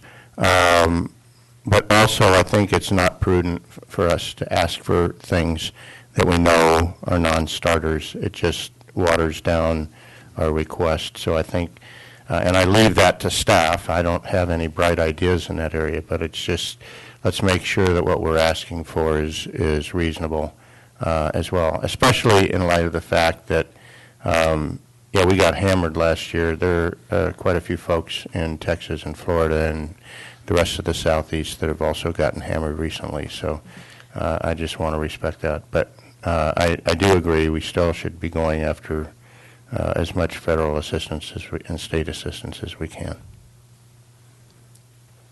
Supervisor Hanfeld? Yeah, with all due respect to the victims of Irma and Harvey and maybe some of the new hurricanes that are coming, this is a process failure on the part of FEMA. We should have been having this discussion 3 months ago, 10 weeks ago at least, And I personally have been talking by email and phone to Feinstein's office, to Harris's office, to McClintock's office, and to Ghilarducci's office, and we're not getting anywhere. FEMA has failed in their process, and now, because there's Harvey and Irma, we're going to get kicked down the road further. Here's the problem, okay? These roads are going to get worse if they don't get fixed now. A lot worse with almost any kind of winter because they're so deteriorated. And so then we come back next year, it's going to cost more to fix them, and FEMA won't pick up the difference. And on top of that, I mean, we've got things like Tracy mentioned the road that comes down to Sierra Outdoor School out of Cedar Ridge. That road has been used several times. It's not a county-maintained road. It's part Forest Service, part public road, part private road, and it's not passable by a conventional vehicle today, and that's going to get worse, and that's the only way out. And that needs to get fixed, too. I mean, it's not, quote, not our responsibility, but we have a responsibility to our citizens to do something. We've got a situation where we're I don't know if there's a right answer, but I think we need to send the strongest possible letter to FEMA to get with it. We need to get our congressmen and our senators and anybody else that will listen to us on this situation. And we need to do what we need to do to get through the winter. I'd like to hear from Mr. Gonzalez, please. Well, thank you. I know this is a difficult issue right now, especially considering what's happening back in Texas and Florida. But in all fairness to our community, our job is to take care of our 50-some thousand residents. And our job is also to bring back the dollars we're entitled to in April. No disregard or disrespect for what's happening right now. None of those events were occurring when FEMA started these approval processes. They've had some difficulties. We're working with them. We formed some pretty good relationships. Without Jason, Tracy, and Tanya, we'd be nowhere. We are slightly frustrated with our process. I will not say otherwise. However, I believe a letter that is more focused will be more acceptable to those folks. They are completely overwhelmed at FEMA. If we give them a priority of, what's that movie, City Slickers, where they says it's the one. I think Craig gave me that one. The one thing we need, well, we can put 4 of them. Say, please work on this first. We have to have a few of our roads fixed. I do not believe in my heart the Kuhn Mill will survive another winter. And that will isolate 1,000-plus people in there. That other road is not a road. It's a quad trail to me. And to put our residents at risk sliding down there is something we'll probably be asking you for, no matter what, is to fix that road somehow. And I'm going to task our staff with trying to figure out a way to do that. We are in almost October. Yeah. So I'm asking for the FEMA letter to be more pointed. We will come back with you with the ideas about the fixes, I promise you. And it's just not appropriate to get into that detail at this time.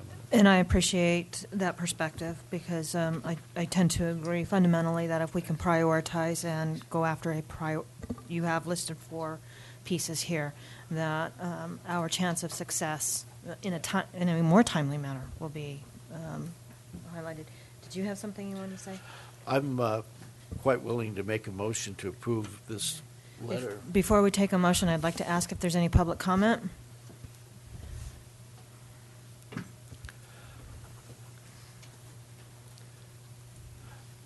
Or a stronger letter.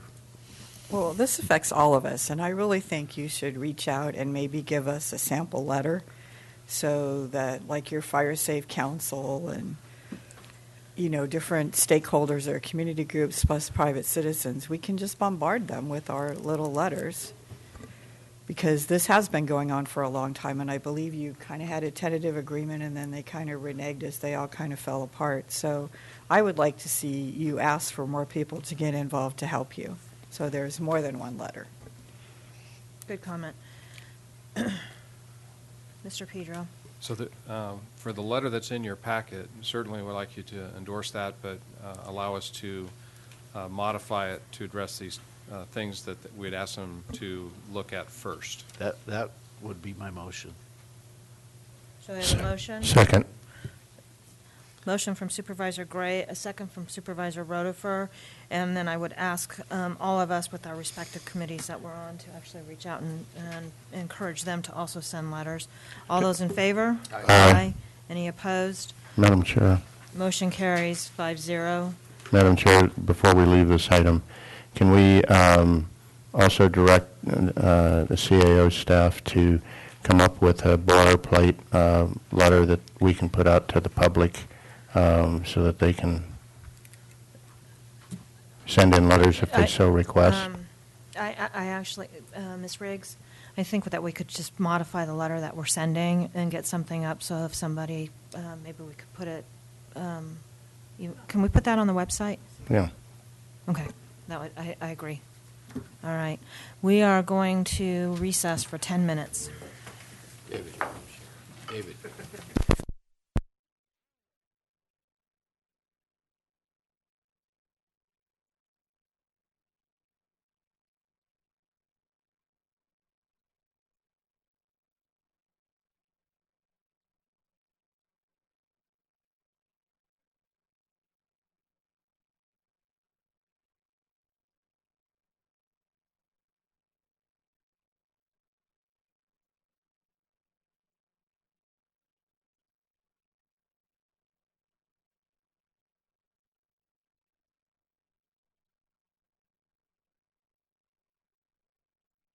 .45 appointment.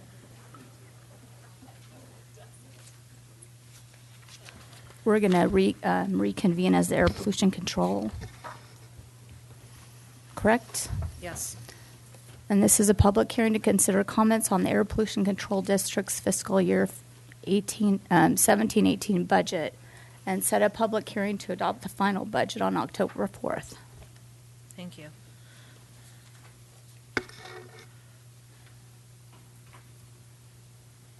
Mr. Stockwell. Thank you. Good morning, Madam Chair, members of the board, and the public. I am Gary Stockwell, Air Pollution Control Officer. As background, the California Health and Safety Code requires each air pollution control district to present its annual budget in a public hearing held exclusively for that purpose and separate from any other budget hearing. Although the air pollution control budget is incorporated into the county budget, which was adopted on September 5th, 2017, you must review and adopt this budget as the Tuolumne County Air Pollution Control District Board. The review and adoption process outlined in the Health and Safety Code require 2 hearings, this being the first, to review the budget and receive comments from the public, and the second, to adopt the budget. Today's hearing is to review and receive comment, as I mentioned, for the 2017-18 air pollution control budget. At the end of today's hearing, I'm asking your board to set a hearing date of October 3rd, 2017 at 11:30 a.m. to adopt the budget. The final 2017-18 air pollution control budget is $834,244. I must point out a typo in the agenda request area of your board packet that shows appropriations being $832,000, $2,000 less. Attachment A shows the correct amount is $834,244. The 2017-18 budget is 17.3% greater than the previous fiscal year's budget of $711,390. This budget allows the Air Pollution Control District to fund various programs. These programs include stationary source, open prescribed burning, enhanced vapor recovery, Carl Moyer, air toxic measures implementation, public outreach, and air quality land use planning. The operating budget supports 2 full-time permanent employees, a deputy air pollution control officer and an air pollution control specialist. Through interfund transfers, it also reimburses the agricultural commissioner's budget $75,000 for the time spent by myself as the air pollution control officer and other agricultural staff on air pollution control activities.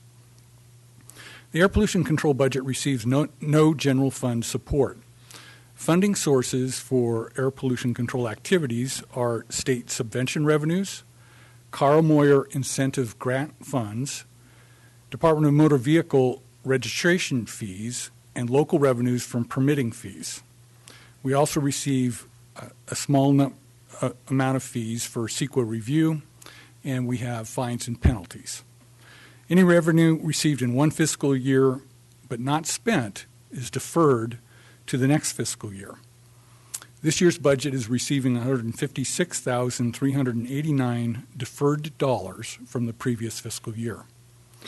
This does result in an overall approximately $170,000 of available funding for public works for diesel engine retrofitting and or replacement projects. Also included in the revenues for 2017-18 are $1,370 in fines and penalties collected but deposited into a trust fund to be used to support programs and projects. This amount of funding will be used for our annual maintenance of portable air quality monitoring equipment, which the purchase of was originally funded in 2010-11 through fine and penalty money. This concludes my review of the Air Pollution Control District 2017-18 budget, and after review and comment, I ask that you set a hearing date of October 3rd, 2017 at 11:30 a.m. to adopt this budget. I'm happy to answer any questions. Thank you. Are there any questions? All right, I am going to open the public hearing at 10:52 and ask if there's any public comment.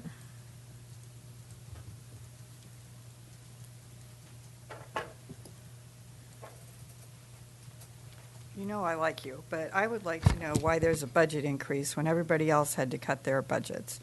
And then if there's money for public outreach, I would like to see more of it so that we can talk about whether or not we should be burning in our area, because a lot of us have been impacted by the smoke over the past few weeks.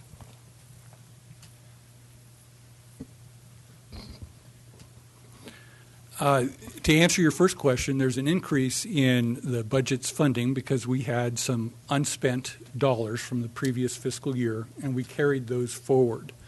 Our revenue streams remain the same, approximately the same from year to year in each of our areas. But when we have unspent money, we defer it to the following fiscal year.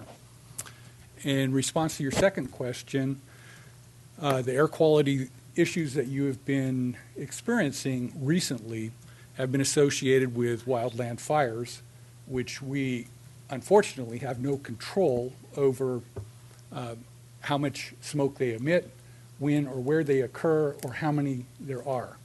Many of the fires that are impacting us are from outside of our area. Well, yes, we do burn permits, but they don't address what Mother Nature does to us as far as wildland fires that are started in other manners. Just a clarification, Mr. Stockel. When you carry over funding, it's because I assume that work was not completed in that year, and that work also gets carried over. It is actually specifically carried over because dollars that were made available to public works were unspent for retrofitting of diesel engines or replacement because they didn't have enough dollars available to do a project. They wait for those dollars to accumulate to a level that they can complete a project, and then they are spent. Thank you for the clarification. Is there any other public comment? All right, seeing none, I want to close the public hearing at 10:54. Supervisor Hanfeld? Yeah, I just want to address Ms. Dowd's comment about burning. They issue burn permits, but for instance, right now they're not valid. You can't use one. They only allow you to burn on permissible days, so they kind of control it pretty much so that it doesn't impact things. And not to have burning permits here would be a colossal problem for people to get rid of debris that they just can't take to landfills for instance, don't want organic debris, so it becomes just a problem. So I just wanted to clarify that a little bit. You ready for a motion? I am ready for a motion. Okay, I think the proper motion is that we set a hearing date of October 3rd, 2017 at 11:30 a.m. to adopt the Air Pollution Control District 2017-18 budget. Second. A motion by Supervisor Hanfeld, a second by Supervisor Gray. All those in favor? Aye. Any opposed? Motion carries 5-0. Thank you. Thank you.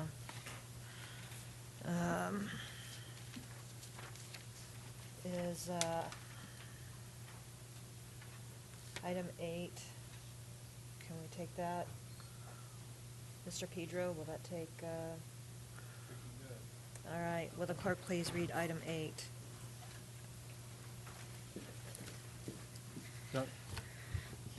Consideration of approving correspondence regarding the State Water Resources Control Board amendments to the procedures for discharge of dredge or fill materials to the water of the state.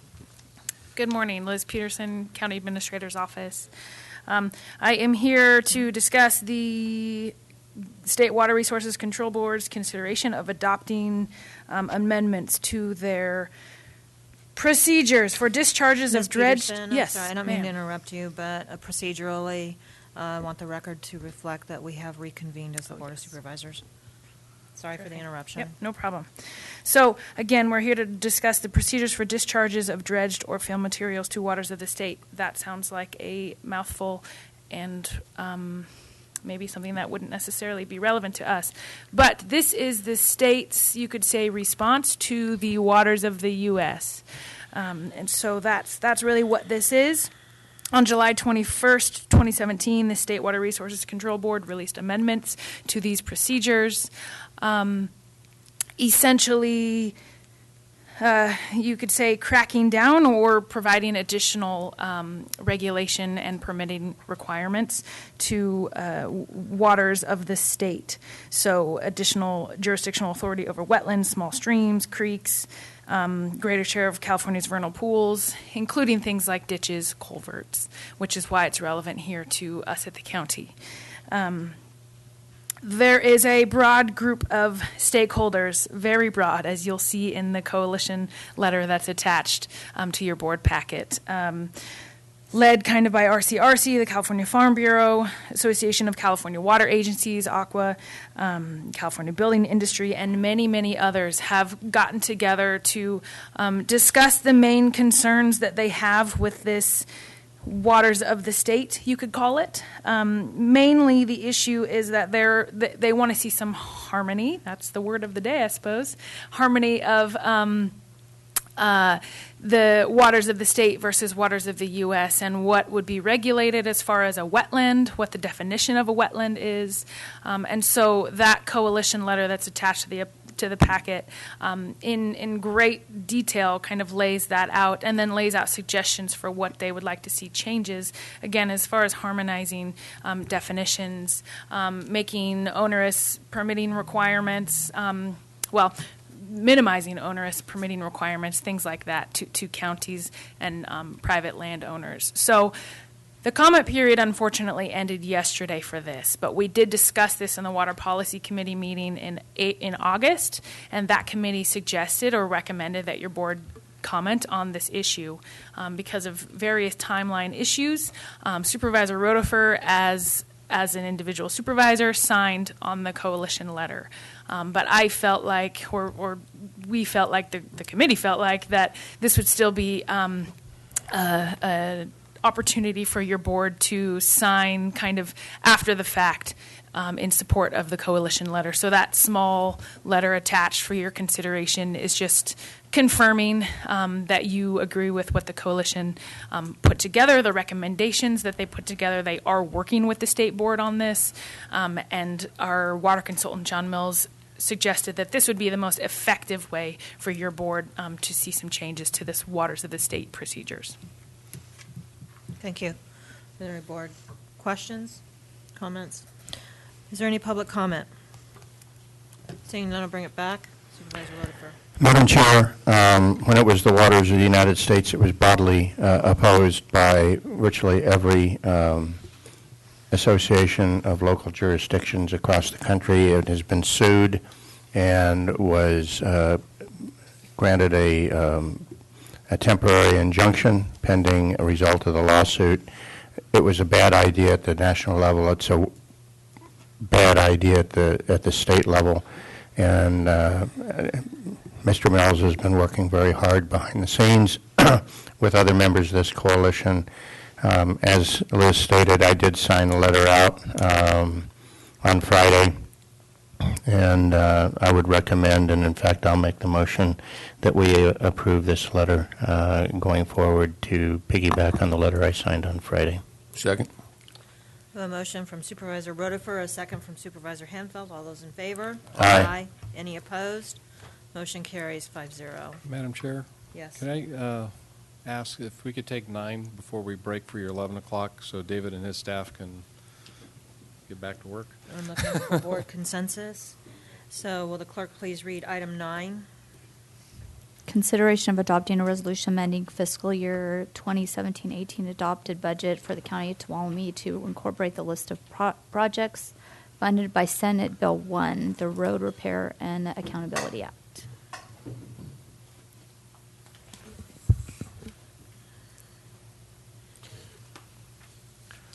Madam Chair, members of the board, pull up a chair, Duke. As you're aware, we received funding source for SB1 funds. One of the requirements in there is to have a project list that is adopted by the board prior to October 16th, I believe is the date. And this list that we're providing to you to add to the budget must be added to that. We have kept it at a level that is very generic for obvious reasons that you've heard. Just today, we're talking about FEMA and other roads. We're going to have to be very creative with this year's budget. Many of the things that we're going to have to do will have to be called maintenance and be covered as part of this, as well as additional funds that we're likely going to need to be asking you for to maintain some of those roads that, just in case FEMA does not step up. So the list you have before you is very straightforward. It's required as part of SB1. And just asking you to approve that and add to the budget. I'll be brief. I know you guys are busy doing other things. So if there answer else, you'd happy to answer any questions. We've got Tanya here about the list. We've got Duke. I'd be happy to answer any questions. Are there any questions? Supervisor Rotifer. Yeah, who maintains the roads inside the city limits of Sonora? City does. Then why are some of their roads on our list? Which one? Specifically Greenlee Road. Part of it is in Part front of of that is in the county. the Sonora at Sonora Elementary. I believe You're so. looking at the traffic signals. Yes. And yes, we do have shared costs on our traffic signals. Okay. With the city of Sonora, typically they'll have 25% one of the legs. The county maintains the other road. So on Greenlee Road at Sonora L, yes, that is ours. Okay, thank you. Any other questions? Is there any public comment?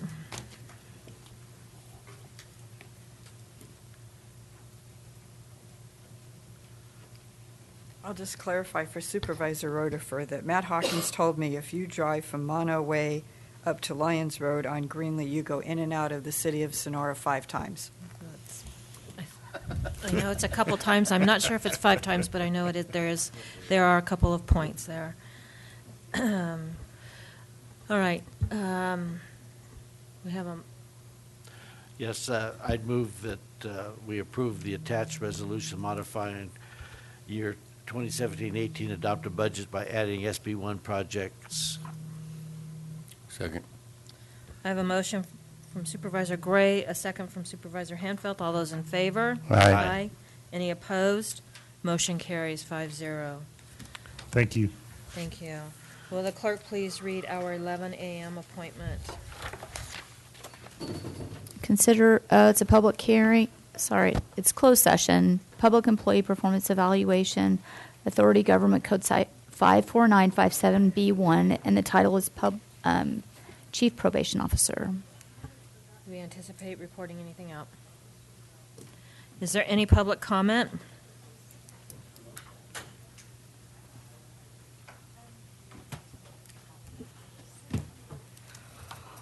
I just want to say how impressed I am with our Chief Probation Officer. And as a member of the public, I've been very impressed at their raising of their public profile. And I've seen several of them out and about in the community, and I think that's been very helpful. And I've actually been to the probation department now, which I have never been to before, and I was very welcome. So she gets an A+ from me. Thank you. Any other public comment? All right, we will recess to closed session.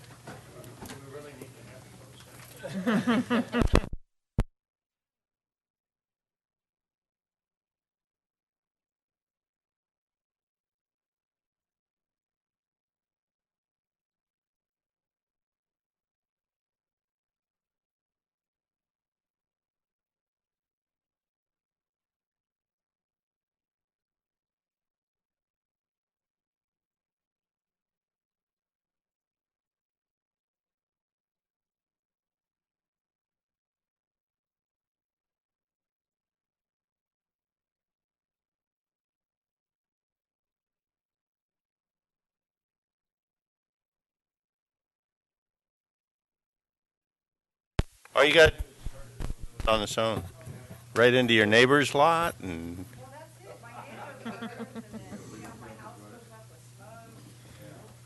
What you do is you collect it and you put it under a canvas and make sure it stays dry and dries out until it's time to burn. And then you want to burn hot and fast, because if you burn slow, it'll be smoky and I'm going to wait for...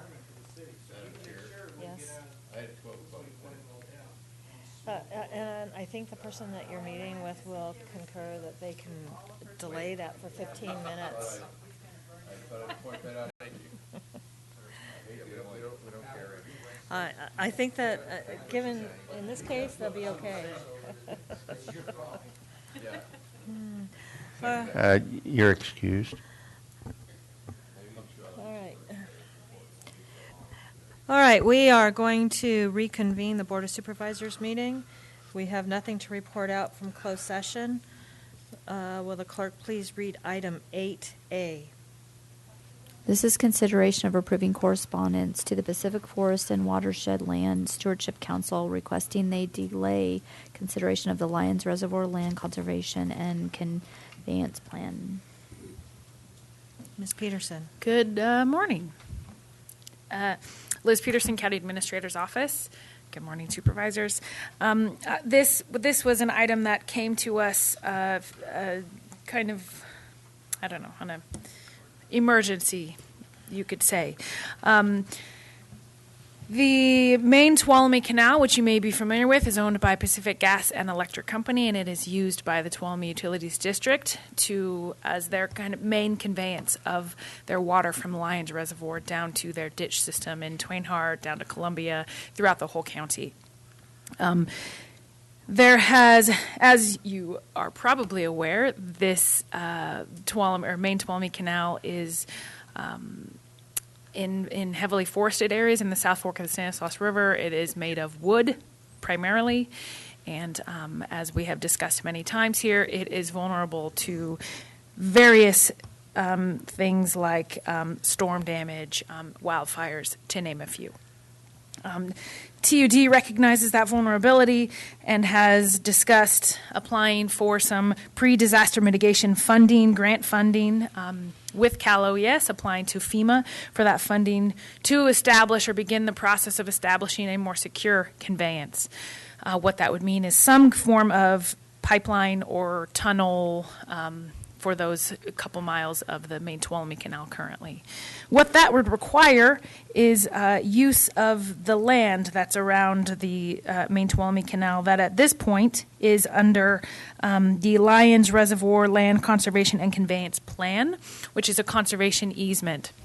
They have requested in writing to PG&E that they modify their conservation easement to exclude the specific part that they would like to potentially pipe or tunnel their ditch system. It is a proactive move on the part of TUD to secure their water supply to over 44,000 residents that they serve here in Tuolumne County. When the Stewardship Council, who considers these LCCPs, they're called, posted their agenda. The plan was there with no amendments that PG&E had, or I'm sorry, that TUD had requested, which was a concern to TUD. So they reached out, requested that your board request to the Stewardship Council, who meets tomorrow, that they pull the item that's on their agenda and consider it at a later date when TUD has able to better have some conversations, you could say, or negotiate with PG&E, again, to get some of that conservation easement, just a portion of it, relaxed, so that they could do what they need to do to provide a secure water supply to county residents. So attached is a letter for your consideration. I do want to mention that Supervisor Rotifer wrote a letter personally also on Friday to the Stewardship Council so that we could sort of get the ball rolling on this. But a letter from your full board, of course, would really highlight what TUD is trying to do and the need for that. So I'm here if you have any questions. Any board questions, comments? Is there any public comment?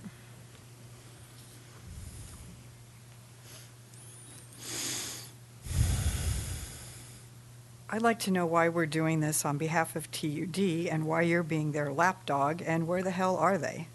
Because we should not be spending staff time doing TUD's work. Supervisor Rotifer. Sure. To answer the public question, we're doing this in support of TUD. They sent their own letter. We're not doing it for them. We try to cooperate with other governmental agencies in the county where we can. Multiple letters typically have more force, and that main canal is key to not just their water delivery system for their customers, but it is also a key to firefighting capability throughout the county, which affects a lot of our citizens that are not necessarily TUD customers. So that is why we are sending the letter. That's why I signed the letter out, and I move on staff recommendation. I have a motion from Supervisor Rotifer, a second from Supervisor Hemfeld. All those in favor? Aye. Any opposed? Motion carries 5-0. Thank you. Will the clerk please read item 10? Consideration of approving a new classification, specification, pay range, and bargaining unit assignment for Assistant County Administrator and revised class specification for the Deputy County Administrator. Okay. Mr. Pedro. Madam Chair, members of the board, this is a follow-through to an action, something we discussed as part of my last performance review, so that it's aimed at getting your county administrator to spend more time in executive, matters that relate to the office, planning, leading, evaluating, guiding the organization, and less at a staff level, managerial level of work. So the recommendation that was put forth was to go ahead and establish an assistant county administrative officer position. And while it wasn't mentioned in the memo, I'll just refresh for history. I was the last one who held that title back in 2006 when I was hired, and we've been without one ever since. And that was for fiscal reasons that we've been without it for all these years. Ideally, in restoring the assistant position, ideally it'd be an additional position. But given the fiscal constraints that we're under, the action your board took in the budget was to go ahead and approve the conversion of a existing deputy CAO position, and that's position generic, not person, to an assistant CAO position. That was included, in the budget. I do point out in the memo that without the additional position and that capacity that comes with it, we're going to have to implement this over time as my office deals with some of this very extraordinary workload that we've been working with, all the emergencies, all the information technology improvements, all of the stuff out at the Law and Justice Center. We've been overachieving for the last few years, but practically until we could come out from under that without additional position, I'll have to implement this to its full design, over a period of years. What would the assistant do? The assistant would be the clear number 2 in charge, when the CAO is not available to perform duties for whatever reasons that may be. This would be a clear number 2 in charge. Ultimately, this would act as the internal executive or operations officer for the county administrator's office, ultimately in charge of making sure that we have smooth, effective operations of all of our office, the divisions, and the assigned departments. That allows the CAO to work with the board, work with the department heads, again, on the guiding, leading, evaluating duties that come with that position. As far as the new specs, they're attached. You have the new one for the assistant CAO.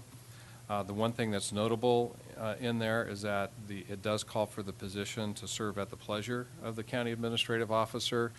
That goes hand in hand that if we're going to be turning over that level of responsibility and authority to that individual, if there's any kind of an issue, since I'm totally accountable, to this board, I just recommended that they serve at the pleasure of the county administrator, as I serve at your pleasure, as well. And looking this up just to confirm what I've known to be true, this is very common for assistants throughout the state, that they do serve at the pleasure of the county administrator. In the memo, it has the recommended salary range, which is consistent with what we budgeted, and this position would be assigned to the executive confidential unit. We've also recommended changes in deputy CAO, and that's primarily to allow the deputies to report to either the CAO or the assistant CAO, however that gets assigned out.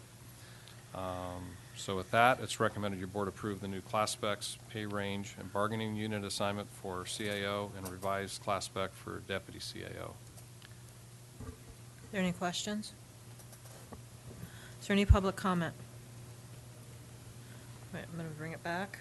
Madam Chair, I just want to make a comment about this. Obviously, we want to go down this path. It's board direction. But I want to also recognize that and actually emphasize something that CAO Pedro mentioned, and that is that full implementation of this is going to necessitate some staffing addition to his office in order to fully free up the assistant to truly be an assistant. And I think that we need to recognize that. That's not something that we have to do immediately, but I think it's something that I would certainly entertain CAO Pedro coming back to us at the appropriate time and having a discussion about how we might do that. And other than that, I'll move on staff recommendation. Second. I have a motion from Supervisor Rotifer, a second from Supervisor Gray. All those in favor? Aye. Any opposed? Motion carries 5-0.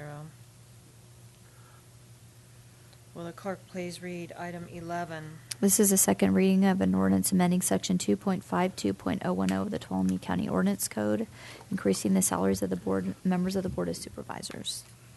Good morning, Ann Fremd, Human Resources Manager. Last board meeting, I presented to you an ordinance for increasing the salary of the Board of Supervisors. On that item, there were two options for increasing the board's salaries, and your board selected option B, which would implement the salary change effective July 1st, 2018, the pay period including July 1st, 2018. California government code requires two readings of the ordinance with the adoption of the ordinance at the second meeting, and this is the second meeting. I would be more than happy to read the ordinance if your board would like me to do that. Otherwise, it is recommended your board approve the option B ordinance, which increases the salary of the Board of Supervisors, the pay period including July 1st, 2018, from $39,814.44 to $50,426.48, and effective the pay period including July 1st, 2019, the salary increase would go from $50,426.48 to $51,958.40. Any board questions? Is there any public comment?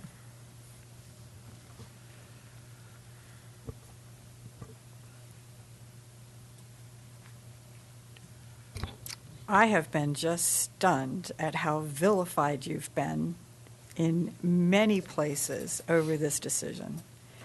And where are those people? Because I haven't seen any of those people come here when the decision was being made. So if you're going to be that vilified, I opted for option A for you, and I think you should go for option A and have another hearing. But I was just stunned at all the people that think you're here to line your pockets and get all this gratis and have no idea of how hard you all work and the level of responsibility that you have. So I certainly approve a pay increase, but once again, I would have opted for option A. Thank you. Since there's only two of us here. I'm Don. I'm from up in Pine Mountain Lake, and I am amazed. I was just a lowly assistant manager in a hospital laboratory. Never get paid too much like that, but I think I was making $10,000 more than you are, and you have a lot more responsibility than I did. So I'm pleased to see that you have brought this up and that you're trying to get a more appropriate pay grade for yourselves. Thank you. Thank you. Right. I'm going to bring it back to the board. Madam Chair, I move on staff recommendation. Madam Chair, I want to clarify one thing. I will second the motion. The reason that, for the public, the reason that I made my motion for option B was we had a very stressful budget year this year, and I did not want to, I wanted to take that $26,000 or $27,000 and put it back in our contingencies in case we've got a problem between now and the end of the year. And it wasn't for us anyway. It's for future board members as much as us. So that was my rationale. And again, I second the motion. I have a motion from Supervisor Gray, a second from Supervisor Rotifer. All those in favor? Aye. Any opposed?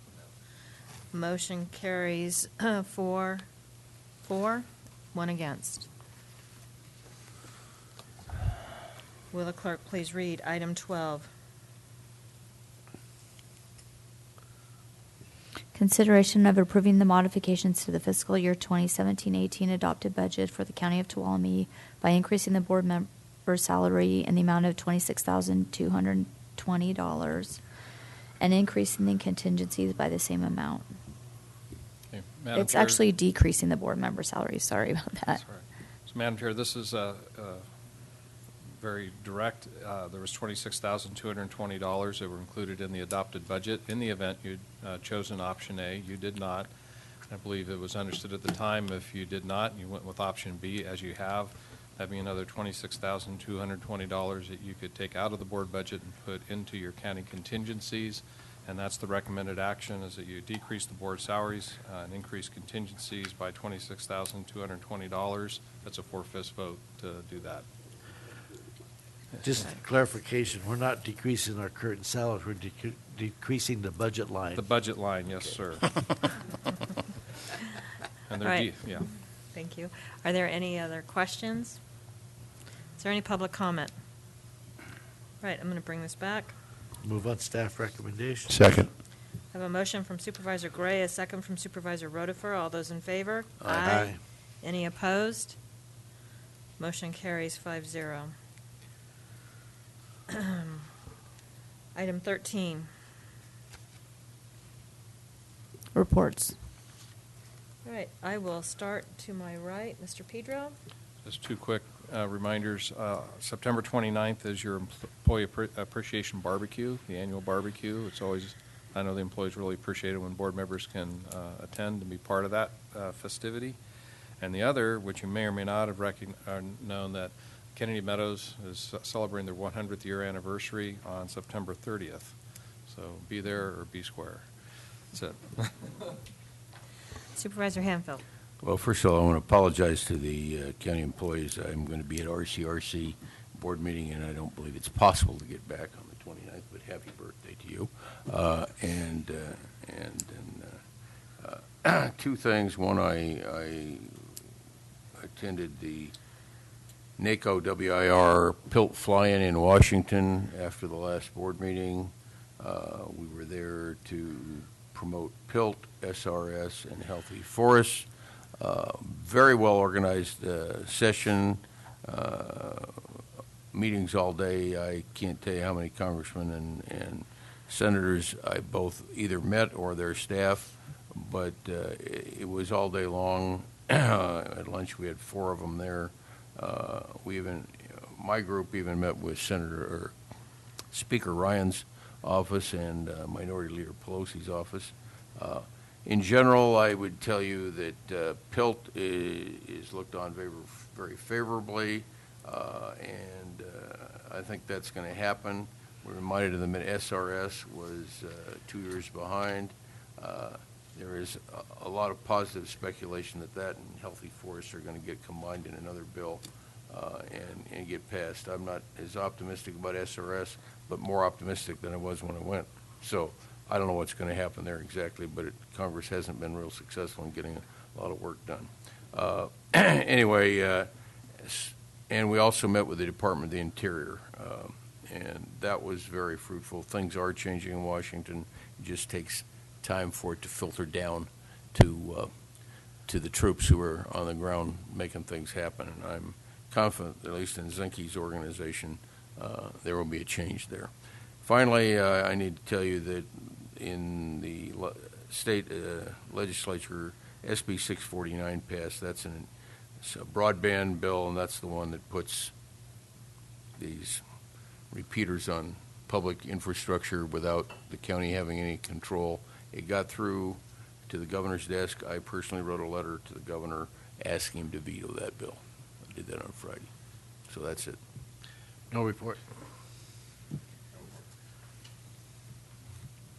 Okay, on the 9th, I'm also a supporter of the arts. I went to the Mano La Mancha performance at SRT.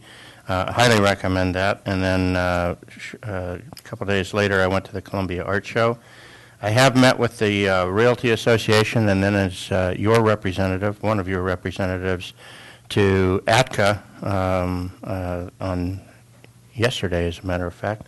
I attended the Amador Board of Supervisors meeting to observe their discussions and finalization of their response to their grand jury report, specifically to the write-ups that had to do with their relationship, their county's relationship with ATCA, and that's my report. County Council. The last few weeks, we've been busy attending various meetings for ATCA, the EDA, Housing Policy, Marijuana Working Group, County Council Association meeting, also attended court on the Stone Mill Case Management Conference, and we've also been preparing appellate briefs for juvenile cases. Thank you. Mr. Moore. And I'm just going to give a brief report. I was at CSAC last Thursday, and the meeting was really consumed with the potential legislation that was coming through at the state level. The big piece was Assembly Bill 1250, which would prohibit counties or make it very difficult for counties to utilize nonprofits, and could have had the potential of having huge impacts on a lot of the services that we do with seniors, some of our programs that we have dealing with probation, utilizing resources like Catholic Charities. And I will say, thankfully, there was a tremendous effort. Actually, there were letters, I believe, from all but one county in the state in opposition to this. CSAC really took up the charge, and that was successfully held in the Senate Rules Committee, and so it did not make it out. The other conversation was around the cap and trade package, which is going to appropriate $200 million in funding for healthy forests, which we are hoping that we will get a large percentage of that in the Sierra Nevadas. And I have nothing else to report. Would the clerk please read our closed session item?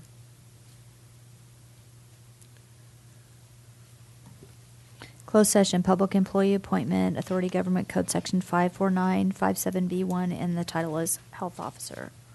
Do we anticipate reporting anything out? All right. Is there any public comment?